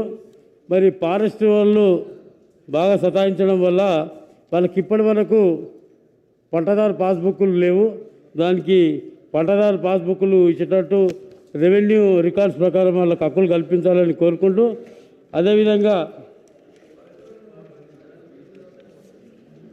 మా దగ్గర మా ప్రాంతం గుండా వచ్చే మూసి పరివాహక ప్రాంతం పూర్తిగా పేరుకుపోయిన మట్టి దిబ్బలు, ముళ్ళ పొదల వల్ల మూసీ నది పూర్తిగా పక్కనున్న పొలాలు ఇరుపక్కల మరి దాదాపు కిలోమీటర్ల కొద్దీ పంటలు నష్టపోయినటువంటి సందర్భం ఉంది. మరి ఆ మూసీ నదిని ప్రక్షాళన చేసి అక్కడ ఉన్నటువంటి రైతులకు దాదాపు వికారాబాద్ ఆలంపల్లి నుంచి గండిపేట వరకు దాదాపు 40 కిలోమీటర్ల పొడవు ఆ మూసిని ప్రక్షాళన చేసి అక్కడ ఉన్నటువంటి రైతుల బాగు కోసం చెక్ డ్యామ్లు మంజూరు చేయాల్సిందిగా కోరుకుంటూ, దాదాపు ఆలంపల్లి, కొత్తగాడి, పెళ్లిమడుగు, చించల్పేట, అత్తాపూర్, నారేగూడ, రావులపల్లి, బుల్కాపూర్ ఈ ప్రాంతాల్లో చెక్ డ్యామ్లు ఇవ్వాలని మీ ద్వారా కోరుకుంటూ సెలవు తీసుకుంటాం. ధన్యవాదాలు. మినిస్టర్ గారు బోలియే, చెప్పండి అమ్మా. అధ్యక్ష, గౌరవ సభ్యులు యాదవ్ గారు చెప్పిన నోట్ చేశాను అధ్యక్ష. మా మినిస్టర్ సీఎం గారి దృష్టిలో తీసుకుపోతాను. ముత్తిరెడ్డి యాదగిరెడ్డి గారు. ధన్యవాదాలు అధ్యక్ష. మన ముఖ్యమంత్రి గారు ప్రాజెక్టు నిర్మాణంలో కానీ తర్వాత కెనాల్స్ దానికి ప్రాజెక్ట్ నుంచి నీరు బయటకు తీసి పంటలకు అందించే విషయంలో కెనాల్స్ తవ్వటంలో అనేక ఇబ్బందులు ఎదుర్కొన్నా అనేక ఇబ్బందులు పెట్టిన వాటిని అన్నింటినీ అధిగమించి చేస్తున్నటువంటి కార్యక్రమం ప్రజలకు నీరు అందాలి, పంటలు పండాలని. ఆ క్రమంలో కాలువలు తవ్విన ఇరుపక్కల ఉన్నటువంటి స్థలం ఏదైతుందో అధ్యక్ష, వాటికి తక్షణమే ఇప్పుడు లేటెస్ట్గా తవ్వుతున్న కాలువలకు రాళ్ళు బాధించాలి. రైల్వేస్కి ఎట్లయితే రాళ్ళు ఉంటాయో రైల్వే ప్రాపర్టీకి, అట్లనే రిజర్వ్ ఫారెస్ట్కు ఆర్ఎఫ్ అనే రాళ్ళు పెద్ద పెద్దవి ఉంటుంది అధ్యక్ష. పాతిచ్చి పెడితే ఇరుపక్కల రైతులు ఆక్యుపై చేయకుండా ఉంటుంది, మెయింటెనెన్స్కి ఈజీగా ఉంటుంది, చెట్లు పాతితే కూడా మాయిశ్చర్ ఉంటుంది. కాబట్టి అది తక్షణమే చేయాలి అధ్యక్ష. ఇప్పుడు దేవాదుల ప్రాజెక్ట్ ఉంది, ఎప్పుడో నిర్మాణం చేసి పైప్ లైన్ ద్వారా వస్తున్న నీళ్ళు అధ్యక్ష. అవి ఆ పైప్ లైన్ ఇరుపక్కల ఉన్నటువంటి మెయింటెనెన్స్ స్థలం అంతా కూడా రైతులు దున్ని ఆక్యుపై చేసుకున్నారు. అట్లనే మట్టి తీసి పైపుల మీద కూడా తరిపొలాలు చేసింది అధ్యక్ష. మట్టి తీసి కొంత కొట్టుకుపోయింది, ఆ పైప్ లైన్ ప్రెషర్ పైకి లేస్తున్నాయి అధ్యక్ష.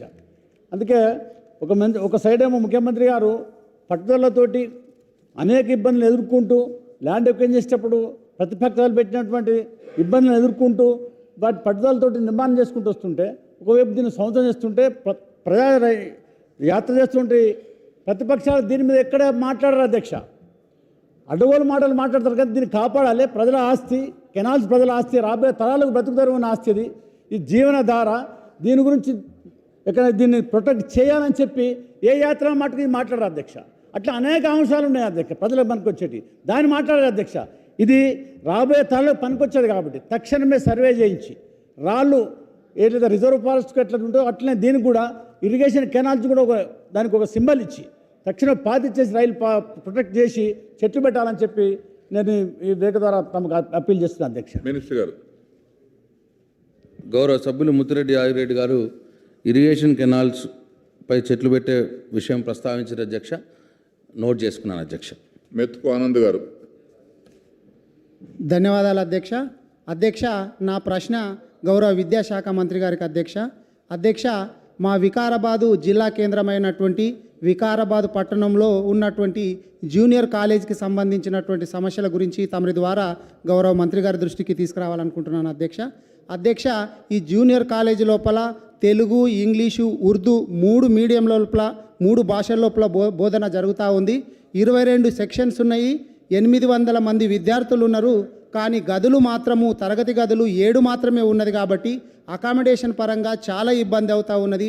మెట్ల పరంగా మెట్ల మీద కారిడార్లో కూడా కూర్చోవాల్సి వస్తుంది. షిఫ్టుల వైజ్ పెట్టినా కానీ ఆ సిస్టమ్ షిఫ్టుల వైజ్ పెట్టినా కానీ చాలా ఇబ్బంది అవుతుంది. కాబట్టి తమరి ద్వారా గౌరవ మంత్రి గారిని కోరేది ఏంటంటే ఈ అకామిడేషన్కు సంబంధించింది దృష్టిలో పెట్టుకోవాలనేది అటువంటిది ఒకటి అధ్యక్ష. ఇంతకుముందే దీనికి సంబంధించి 2,30,00,000 శాంక్షన్ కావడం జరిగింది. కానీ 1 కోటి మాత్రమే రిలీజ్ అయినాయి. ఇంకా 1,30,00,000 రిలీజ్ కావాల్సింది. కాబట్టి అది రిలీజ్ చేయించాలని చెప్పి ఒకటి కోరుకుంటున్నాను అధ్యక్ష. అట్లాగే ఉర్దూ జూనియర్ కాలేజీ లోపల గణితంకు సంబంధించి, హిందీకి సంబంధించిన లెక్చరర్ పోస్టులు, అట్లాగే జూనియర్ అసిస్టెంటు, ఆఫీస్ సబార్డినేట్ పోస్టులు కూడా శాంక్షన్ చేయమని చెప్పి తమరి ద్వారా గౌరవ మంత్రి గారిని కోరుతా ఉన్నాను అధ్యక్ష. ఇంకొకటి, ఈ జూనియర్ కాలేజీలో ఉన్నటువంటి గెస్ట్ లెక్చర్ ఫ్యాకల్టీ, బాటనీ కావచ్చు, ఇంగ్లీష్ కావచ్చు, ఇంకా చాలా ఈ గెస్ట్ లెక్చర్ ఫ్యాకల్టీని కూడా రెన్యువల్ చేయాలని చెప్పి తమరి ద్వారా గౌరవ మంత్రి గారిని కోరుతా ఉన్నాను అధ్యక్ష. మినిస్టర్ గారు. గౌరవ శాసనసభ్యులు ఆనంద్ గారు చెప్పిన వికారాబాద్ జూనియర్ కాలేజ్ విషయం సమస్యల గురించి నోట్ చేసుకున్నాను. జైపాల్ యాదవ్ గారు.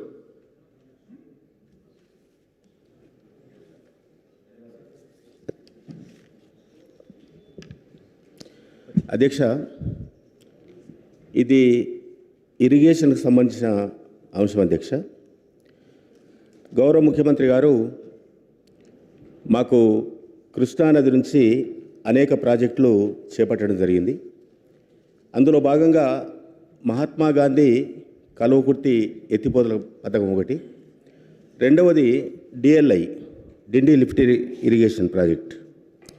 అధ్యక్ష, నా కాన్స్టిట్యున్సీకి గుడిపల్లి గట్టు నుంచి జంగారెడ్డిపల్లి వరకు 160 కిలోమీటర్ల కాలువ వచ్చింది అధ్యక్ష. అక్కడి నుంచి జంగారెడ్డిపల్లి నుంచి మాడుగుల మండల్లో నాగిళ్ళ వరకు కూడా 60 కిలోమీటర్ల కాలువ వచ్చింది. గౌరవ ముఖ్యమంత్రి గారు 180 కోట్ల రూపాయలు ఈ కాలువకు శాంక్షన్ చేయడం జరిగింది. అయితే అధ్యక్ష, పనులు మొత్తం కూడా కంప్లీట్ చేసినాం. ఫారెస్ట్ క్లియరెన్స్లో వచ్చింది, కంప్లీట్ చేసినాం. రైతులకు అక్కడ పొలాల్లో చెట్లు నాటితే కూడా అది రైతులు ఒప్పించి చేయించడం జరిగింది. అధ్యక్ష, ఈ కాలువ కింద 60 కిలోమీటర్ల కాలువ కింద నాగర్ కర్నూలు జిల్లాలో ఉన్నటువంటి చారగొండ మండలము, దాంతోపాటు వెల్దండ మండలం, రంగారెడ్డి జిల్లాలో ఉన్నటువంటి మాడుగుల మండలం ఒక్క అధ్యక్ష. మీరు ఉపన్యాసాలు ఇస్తే మాత్రం అధ్యక్ష చాలా ఇంపార్టెంట్, రైతులకు సంబంధించి చాలా ప్రాబ్లం ఫేస్ చేస్తున్నాం అధ్యక్ష. ఉపన్యాసాలు కాదు కదా, లేదు ఉపన్యాసమే కదా సార్. ఆమనగల్ మండలంలో కొన్ని గ్రామాలు అయితే ఒక 250 ఎకరాలకు మనకు రైతులకు డబ్బులు ఇచ్చేది అధ్యక్ష. 4 ఏళ్ళు అయిపోయింది. దాంతోపాటు డిఎల్ఐ ఏదైతే లిఫ్ట్ ఇరిగేషన్ ఉందో ఎర్రవల్లి రిజర్వాయర్ 50% కంప్లీట్ అయింది. దాని కింద సేరపరెడ్డిపల్లి, బైరాపూరు, తర్వాత చంద్రనపల్లి, గోకారము, తర్వాత ఎర్రవల్లి. అధ్యక్ష, ఈ రైతులు కూడా సుమారు ఒక 1200 ఎకరాలు ఆ రిజర్వాయర్ల మునిగింది అధ్యక్ష. నేను నిన్న మొత్తం ఆ ప్రాంతం పర్యటిస్తే ఎప్పుడు ఇదే, అక్కడ రైతులు చాలా ప్రొటెస్ట్ చేస్తున్నారు అధ్యక్ష. దయచేసి తమరి ద్వారా గౌరవ ముఖ్యమంత్రి గారికి నేను విజ్ఞప్తి చేస్తున్నాను అధ్యక్ష. తప్పకుండా ఈ రైతులు మనకు ఉదారంగా వాళ్ళు మంచి మనసుతోటి ల్యాండ్స్ ఇచ్చారు, మన ప్రాజెక్టులు కంప్లీట్ అయినాయి, మన కాలువలు కంప్లీట్ అయినాయి. రైతులకు రావాల్సినటువంటి ల్యాండ్ కాంపెన్సేషను గౌరవ ముఖ్యమంత్రి గారు మంచి మనసుతోటి దయతోటి అంగీకరించి వారికి చేర్పించినట్లయితే రైతులు, ఆ ప్రాంత రైతులు సంతోషిస్తారు అధ్యక్ష. తమ ద్వారా తెలియజేస్తున్నారు అధ్యక్ష. మినిస్టర్ గారు. గౌరవ సభ్యులు జైపాల్ యాదవ్ గారు వారి నియోజకవర్గంలో ఉన్నటువంటి రైతుల ల్యాండ్ అక్విజిషన్ విషయం ప్రస్తావించిన అధ్యక్ష. గౌరవ ముఖ్యమంత్రి గారి దృష్టికి తీసుకెళ్తాం అధ్యక్ష, నోట్ చేసుకున్నాను. కృష్ణమోహన్ రెడ్డి గారు.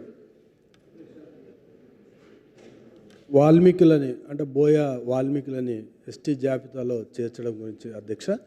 గతంలో అంటే మన గౌరవ ముఖ్యమంత్రి గారు చెల్లప్ప కమిషన్ వేసి 2015లో ఒక కమిషన్ ద్వారా ఎస్టీలో జాబితాలు చేర్చడానికి ఆ కమిషన్ ఇవ్వడం జరిగింది. ఆ కమిషన్ రిపోర్టు 2016లో ఇవ్వడం జరిగింది.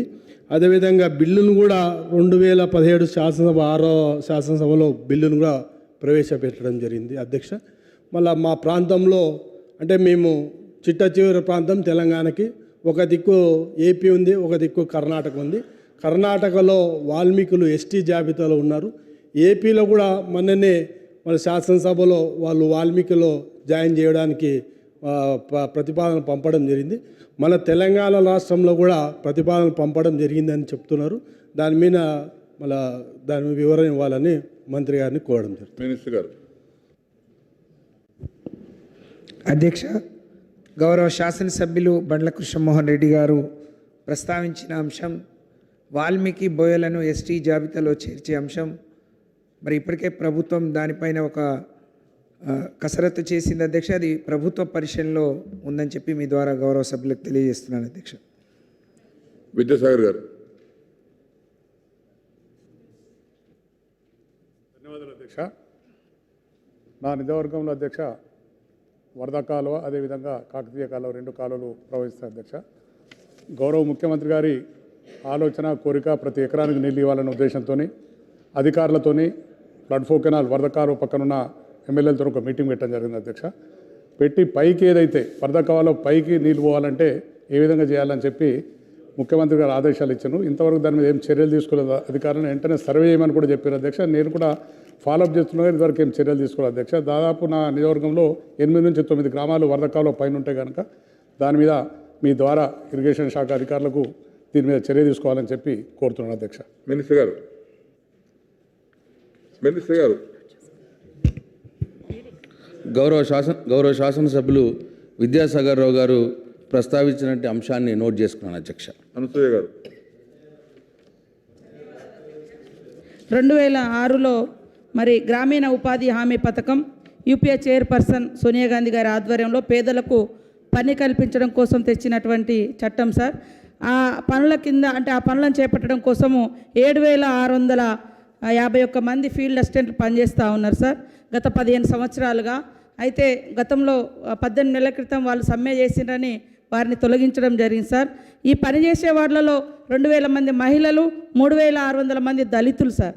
కాబట్టి ముఖ్యమంత్రి గారు తండ్రి పాత్రలో ఉన్నారు కాబట్టి దయచేసి వాళ్ళ ఉద్యోగాల నుంచి తొలగించకుండా వాళ్ళని కంటిన్యూ చేసి మరి దాదాపు 52 మంది చనిపోవడం కూడా జరిగింది సార్. కాబట్టి వాళ్ళు ఏదైనా అతిగా చేసి ఉంటే వాళ్ళ తరపున నేను చేతులెత్తి దండం పెట్టి కోరుతా ఉన్నా సార్. తెలంగాణ తెచ్చుకున్నది ఉద్యోగాలు కల్పించుకోవడం కోసం, వాళ్ళ నుంచి ఖచ్చితంగా ఉపాధిలోకి మళ్ళీ తీసుకోవాలని, వాళ్ళకు ఉపాధి కల్పించాలని ఈ సందర్భంగా కోరుకుంటూ సెలవు sir. Thank you sir. Minister గారు అధ్యక్ష, గౌరవ శాసనసభ్యురాలు అనసూయ గారు ప్రస్తావించిన అంశాన్ని నోట్ చేసుకోవడం జరిగింది అధ్యక్ష. సంబంధించిన శాఖ మంత్రివర్యుల దృష్టికి తీసుకెళ్ళడం జరుగుతుంది అధ్యక్ష. జాఫర్ హుస్సేన్ గారు. ऑनरेबल स्पीकर सर, हमारे पार्टी के फ्लोर लीडर अकबरुद्दीन अवैसी साहब ने इसी हाउस के अंदर ठहर कर कहा था कि उर्दू को सेकंड लैंग्वेज बनाने के लिए उसके ऊपर गवर्नमेंट ऑफ तेलंगाना ने उर्दू को सेकंड लैंग्वेज बनाया, जिस पे शुक्रिया भी अदा किया गया। मगर हम चाहते हैं कि उर्दू के साथ पूरा मुकम्मल इंसाफ हो सर। जैसा हमारे मुगलपुरे में एक मदरसा है जमेतुल मोमिनात, एक unique women's Muslim minority education institute है सर, उसके अंदर 2 डिग्री होते हैं सर। जैसा उर्दू मुंशी मौलवी कोर्स है सर, वो इक्वलेंट टू एसएससी होता सर, उसी तरह उर्दू मुंशी कामिल कोर्स है सर, वो इक्वलेंट टू इंटरमीडिएट होता। प्रोविजन आर्टिकल 2930 के तहत सर ये जो कोर्स है सर, ये कोर्स को हम अगर फ़र्ज़ करिए एसएससी और इंटरमीडिएट को कंसिडर कर देते हैं तो बेहतरीन रहेगा सर, हमारे बच्चे भी पढ़ के उसको निकल सकते। और एक अहम बात यह है सर, उर्दू टीचर्स का जो TRT पोस्ट था सब, उसको 2017 में नोटिफिकेशन आया था, नोटिफिकेशन नंबर 52 एंड 53 ऑफ 2017, जिसमें 900 पोस्ट है सर। अभी तक के 365 पोस्ट फिल हो गए सर और 535 पोस्ट अभी बाकी है सर। तो मैं आपसे ये कहना चाहता हूँ, जिसमें SGT उर्दू जो थे वो नोटिफाइड हुए 636 और फील्ड हुए सर 301 और बच गए 335। उसी तरह लैंग्वेज पंडित उर्दू सब 26 थे, 9 फील्ड हुए 17 बच गए सर। इससे उर्दू के 28 थे, 12 फील्ड हुए सर, 16 बच गए सर। इससे मैथमेटिक उर्दू के 38 थे, 6 हुए सर, 32 बच गए सर। इससे सोशल उर्दू के 43 थे, 18 फील्ड हुए सर, 25 बच गए सर। इससे बायोलॉजिकल साइंस के उर्दू के 34 थे सर, 10 हुए, 24 बच गए सर। इससे फिजिकल साइंस उर्दू के 53 थे सर, 5 फील्ड हुए, 48 बच गए सर। उसी तरह PT उर्दू के 42 थे, 4 फील्ड हुए, 38 बच गए सर। ऐसा 535 है सर। इमीडिएट अगर वो पोस्ट को फिल कर देंगे सर तो हम समझेंगे उर्दू के साथ इंसाफ हुआ है सर। 2017 से आज 2021 में आ गए सर। मेहरबानी करके ये पोस्ट को इमीडिएट फिल कर दीजिए सर। बहुत बहुत शुक्रिया।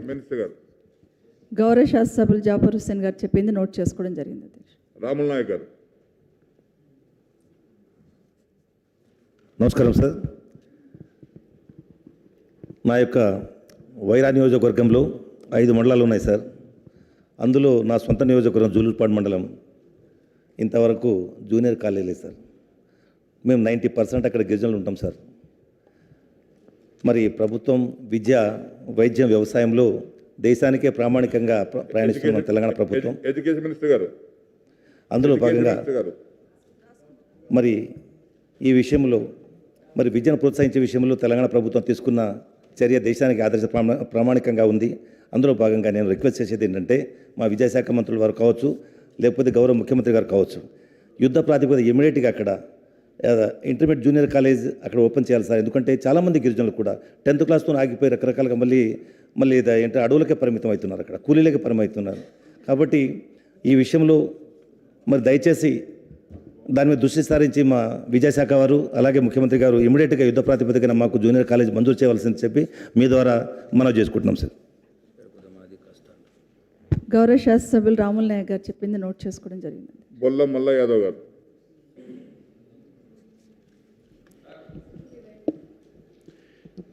జాతీయ రహదారి హైదరాబాద్ నుంచి విజయవాడ పోయే రూట్ మీదనే మా కోదండ నియోజకవర్గం ఉంటుంది అధ్యక్ష. శాస్త్రీయ లోపం, ఇంజనీరింగ్ వైఫల్యం వల్ల మా కోదండ నియోజకవర్గంలో మొదలైన మాదారం గ్రామం నుంచి మొదలుపెట్టుకొని ముకుందపురం, అదే రకంగా ఆక్పాంల, కోమరబండ, కట్కొమ్మగూడెం ఇన్ని గ్రామాలలో అనునిత్యం రోజు ప్రమాదాలు జరుగుతూ ఉన్నాయి. ప్రమాదం జరిగిన వెంటనే కుటుంబాలు చచ్చిపోతూ ఉన్నారు అధ్యక్ష. ఒక మనిషి చచ్చిపోయిన తర్వాత వాళ్ళ వల్ల బాధపడే ఆడవాళ్ళు, అనాథులుగా మారే ఆ పిల్లలు, వాళ్ళతో పాటు మాకు అక్కడ స్థానికంగా ఉండే ప్రజలే కాదు, రోడ్డు మీదకి రావడంతో సర్వీస్ రోడ్డు లేక సబ్వేలు లేక గ్రామ ప్రజలు చచ్చిపోతూ ఉంటే ఈ నేషనల్ హైవే మీద ఇంజనీరింగ్ వైఫల్యం వల్ల జరిగిన ఈ ప్రమాదాల వల్ల వేరే సుదూర ప్రాంతాల నుంచి ప్రయాణం చేస్తున్న వాళ్ళు కూడా చచ్చిపోతున్నారు అధ్యక్ష. ఈ విషయంగా అనేక సార్లు మేము నేషనల్ హైవే అథారిటీ వాళ్ళకి కానీ జిఎంఆర్ సంస్థ వాళ్ళకి కానీ వినతి పత్రాలు ఇచ్చినాం, ఫిర్యాదులు చేసినాం. అధికారుల చెవులు చిల్లులు పడేటట్టు, మా నోర్లు బొంగురు పోయేటట్టు కూడా మొత్తుకున్నా కానీ ఇంతవరకు ఎటువంటి ప్రతిఫలం లేదు అధ్యక్ష. ఇప్పటికీ దీక్షలు చేస్తూ ఉన్నారు రోడ్డు మీద. కనీసం రోడ్డు మీదకి పోయిన మనిషి మళ్ళీ ఇంటికి తిరిగి వస్తాడో లేదో అనే అనుమానం వ్యక్తమవుతూ ఉంది. ఆకుపావులు అనే గ్రామంలో అధ్యక్ష కనీసం రోడ్డు మీదకి అటుపోయిపోతే స్కూల్ పిల్లలు పొద్దుపూట పోయేటప్పుడు సాయంత్రం వచ్చేటప్పుడు ఇంటికి తిరిగి క్షేమంగా వస్తారా లేకపోతే శవానికి అన్ని ఏర్పాట్లు చేయాలనే ఒక భయాందోళన మధ్యలో ఈరోజు ఆకుపావుల గ్రామ ప్రజలు కానీ కటకగూడెం క్రాసింగ్ దగ్గర ప్రజలు కానీ ఉంటున్నారు అధ్యక్ష. దీని మీద దాదాపుగా నేషనల్ హైవే తయారైన కాడి నుంచి ఇప్పటి వరకు అనేక సార్లు ఫిర్యాదులు చేసినాం. జిల్లా అధికారులతో మాట్లాడితే కలెక్టర్ల సమావేశంలో వాళ్ళని పిలిచి మాట్లాడినా కానీ ఇంతవరకు ఎటువంటి రెస్పాన్స్ లేదు. మీ ద్వారానైనా ఆ ప్రాణాలను రక్షించడానికి మీరు వెంటనే చర్యలు తీసుకోవాలని ముఖ్యమంత్రి గారు దీంట్లో చర్యలు తీసుకోవాల్సిందిగా మీ ద్వారా అడుగుతా ఉన్నాను. మినిస్టర్ గారు. గౌరవ సభ్యులు బుల్లం మల్లయ్య యాదవ్ గారు నేషనల్ హైవే మీద జరుగుతున్న యాక్సిడెంట్లు, రోడ్ సేఫ్టీ గురించి ప్రస్తావించారు అధ్యక్ష. నోట్ చేసుకున్నాము. ఇమీడియట్గా నేషనల్ హైవే వారిని సంప్రదిస్తాం అధ్యక్ష. ఆల వెంకటేశ్వర రెడ్డి గారు. అధ్యక్ష ధన్యవాదాలు. మీ ద్వారా గౌరవ ముఖ్యమంత్రి గారికి రిక్వెస్ట్ చేస్తూ ఉన్నాం అధ్యక్ష. ముఖ్యమంత్రి గారి ఆలోచనలకు వెళ్ళి వచ్చింది వాగుల మీద చెక్ డ్యాములు నిర్మించాలన్నది చాలా మంచి కాన్సెప్ట్ అధ్యక్ష. నా నియోజకవర్గంలో కూడా కోయిల్ సాగర్ నుంచి రామన్పాడు వరకు, అదేవిధంగా నిజాలాపూర్ నుంచి సర్లాసాగర్ వరకు ఉన్న 2 పెద్ద వాగుల మీద ఫస్ట్ ఫేజ్ కింద చెక్ డ్యాములు నిర్మించినాం. ఆల్రెడీ కంప్లీట్ అయిపోయినాయి. ఒక్కొక్క దగ్గర 2 కిలోమీటర్ల నీళ్ళాగి రైతాంగం చాలా సంతోషంగా ఉన్నారు అధ్యక్ష. అయితే సెకండ్ ఫేజ్ కింద కొన్ని మిగిలిపోయినాయి కాబట్టి సెకండ్ ఫేజ్ కింద చెక్ డ్యాములు మిగిలిపోయిన చెక్ డ్యాములు అన్నీ కూడా టేకప్ చేయాలని ముఖ్యమంత్రి గారిని రీసెంట్గానే రిక్వెస్ట్ చేసినాం. అందుకే సెకండ్ ఫేజ్ చెక్ డ్యాములు అన్నీ కూడా టేకప్ చేస్తే ఆ వాగులు మొత్తం కూడా ఇప్పుడు గోదావరి ఎట్లా సజీవంగా ఉందో ముఖ్యమంత్రి గారి ఆలోచనలకు వెళ్ళి 130 కిలోమీటర్లు అట్లా ఈ వాగులు మొత్తం కూడా సజీవంగా ఉండే అవకాశం ఉంటుంది కాబట్టి ఈ సెకండ్ ఫేజ్ చెక్ డ్యాములు టేకప్ చేయాల్సిందిగా గౌరవ ముఖ్యమంత్రి గారిని రిక్వెస్ట్ చేస్తూ ఉన్నాం అధ్యక్ష. మినిస్టర్ గారు. ఆల వెంకటేశ్వర రెడ్డి గారు ప్రస్తావించినటువంటి చెక్ డ్యామ్ల నిర్మాణం సెకండ్ ఫేజ్ గురించి నోట్ చేసుకున్నాను అధ్యక్ష. ముఖ్యమంత్రి గారికి విషయం తెలియజేస్తాం అధ్యక్ష. హనుమంత్ రెడ్డి గారు.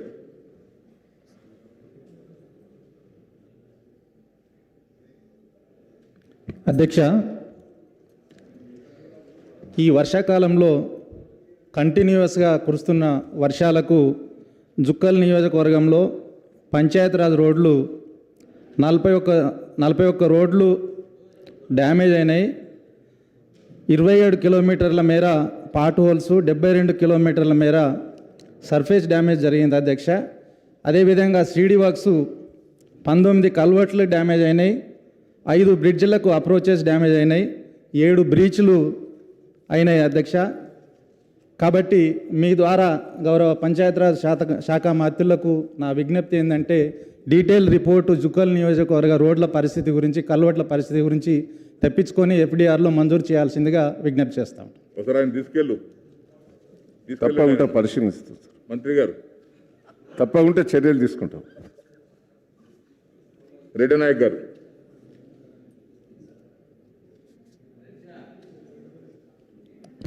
అధ్యక్ష ధన్యవాదాలు అధ్యక్ష.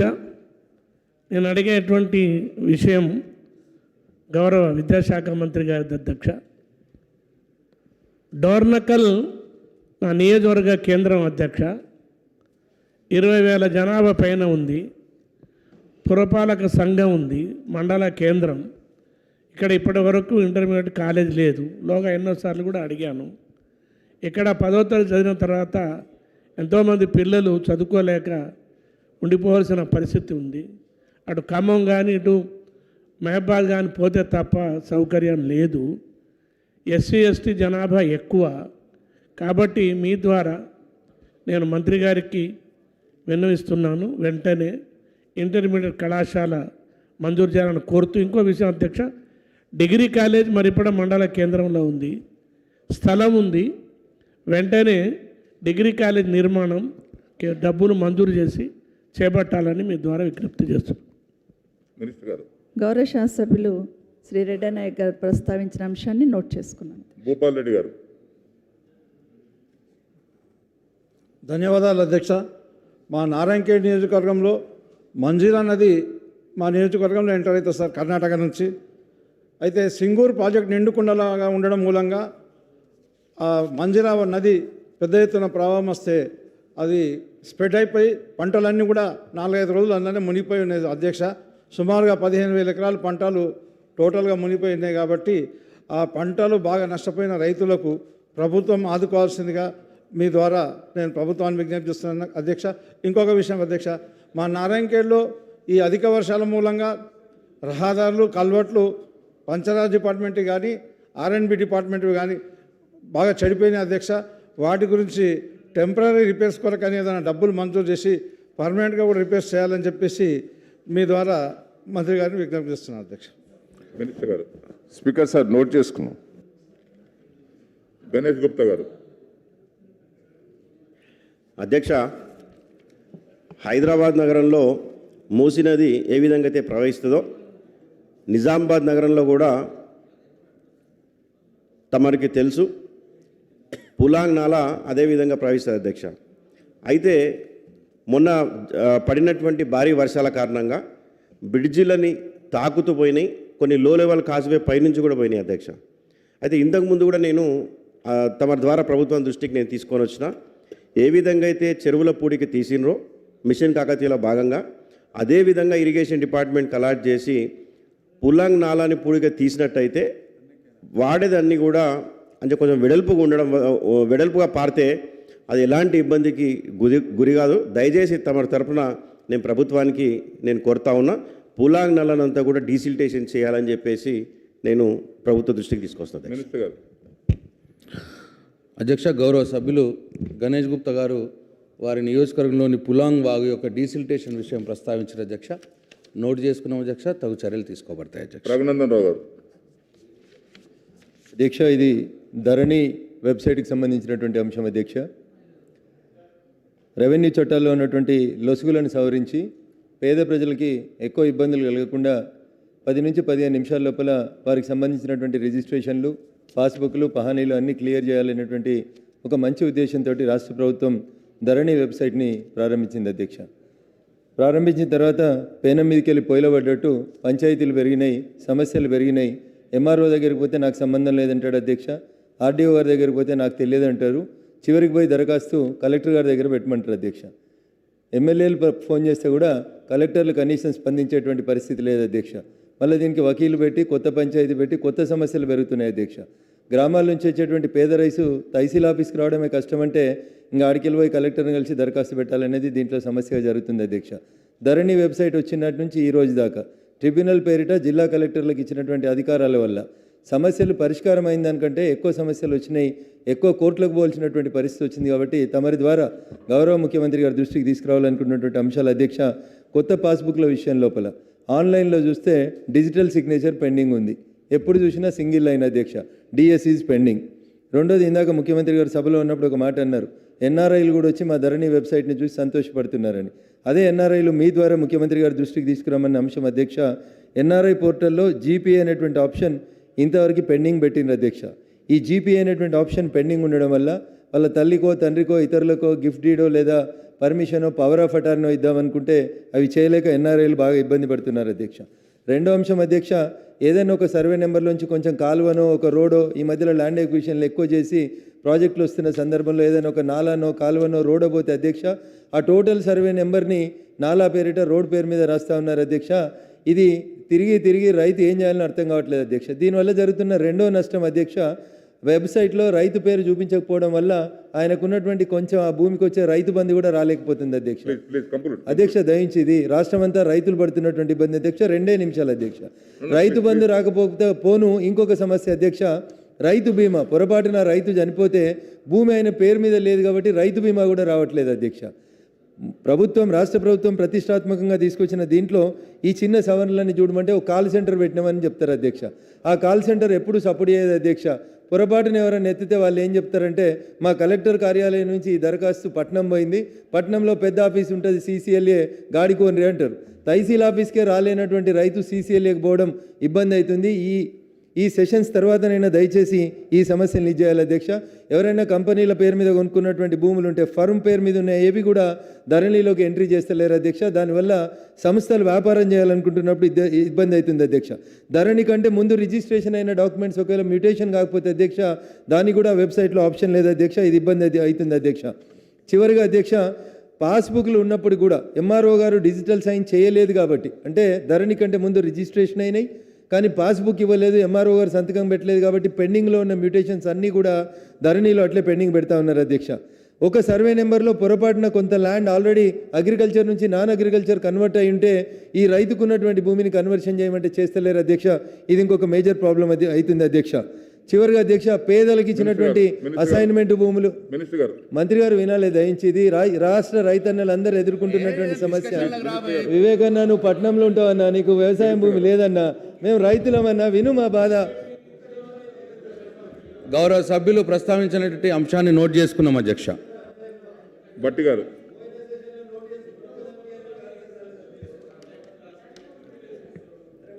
అధ్యక్ష ధన్యవాదాలు. భారతరత్న రాజ్యాంగ నిర్మాత డాక్టర్ బాబాసాహెబ్ అంబేద్కర్ విగ్రహాన్ని పంజగుట్ట చౌరస్తాలో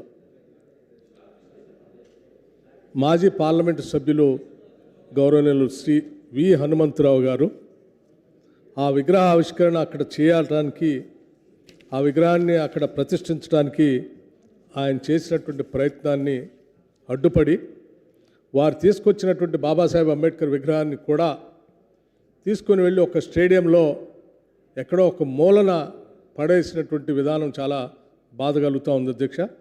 దయచేసి నేను మీ ద్వారా ఈ రాష్ట్ర ప్రభుత్వానికి విజ్ఞప్తి చేస్తూ ఉన్నాను, వెంటనే ఆ విగ్రహాన్ని ఆ స్టేడియంలో ఎక్కడో మూలన పడేసి ఉన్నటువంటి విగ్రహం, అది బాబాసాహెబ్ అంబేద్కర్ మనం ఇచ్చేటువంటి గౌరవానికి తగనటువంటిది అధ్యక్ష. అది మనకు కూడా మనందరికీ అవమానం.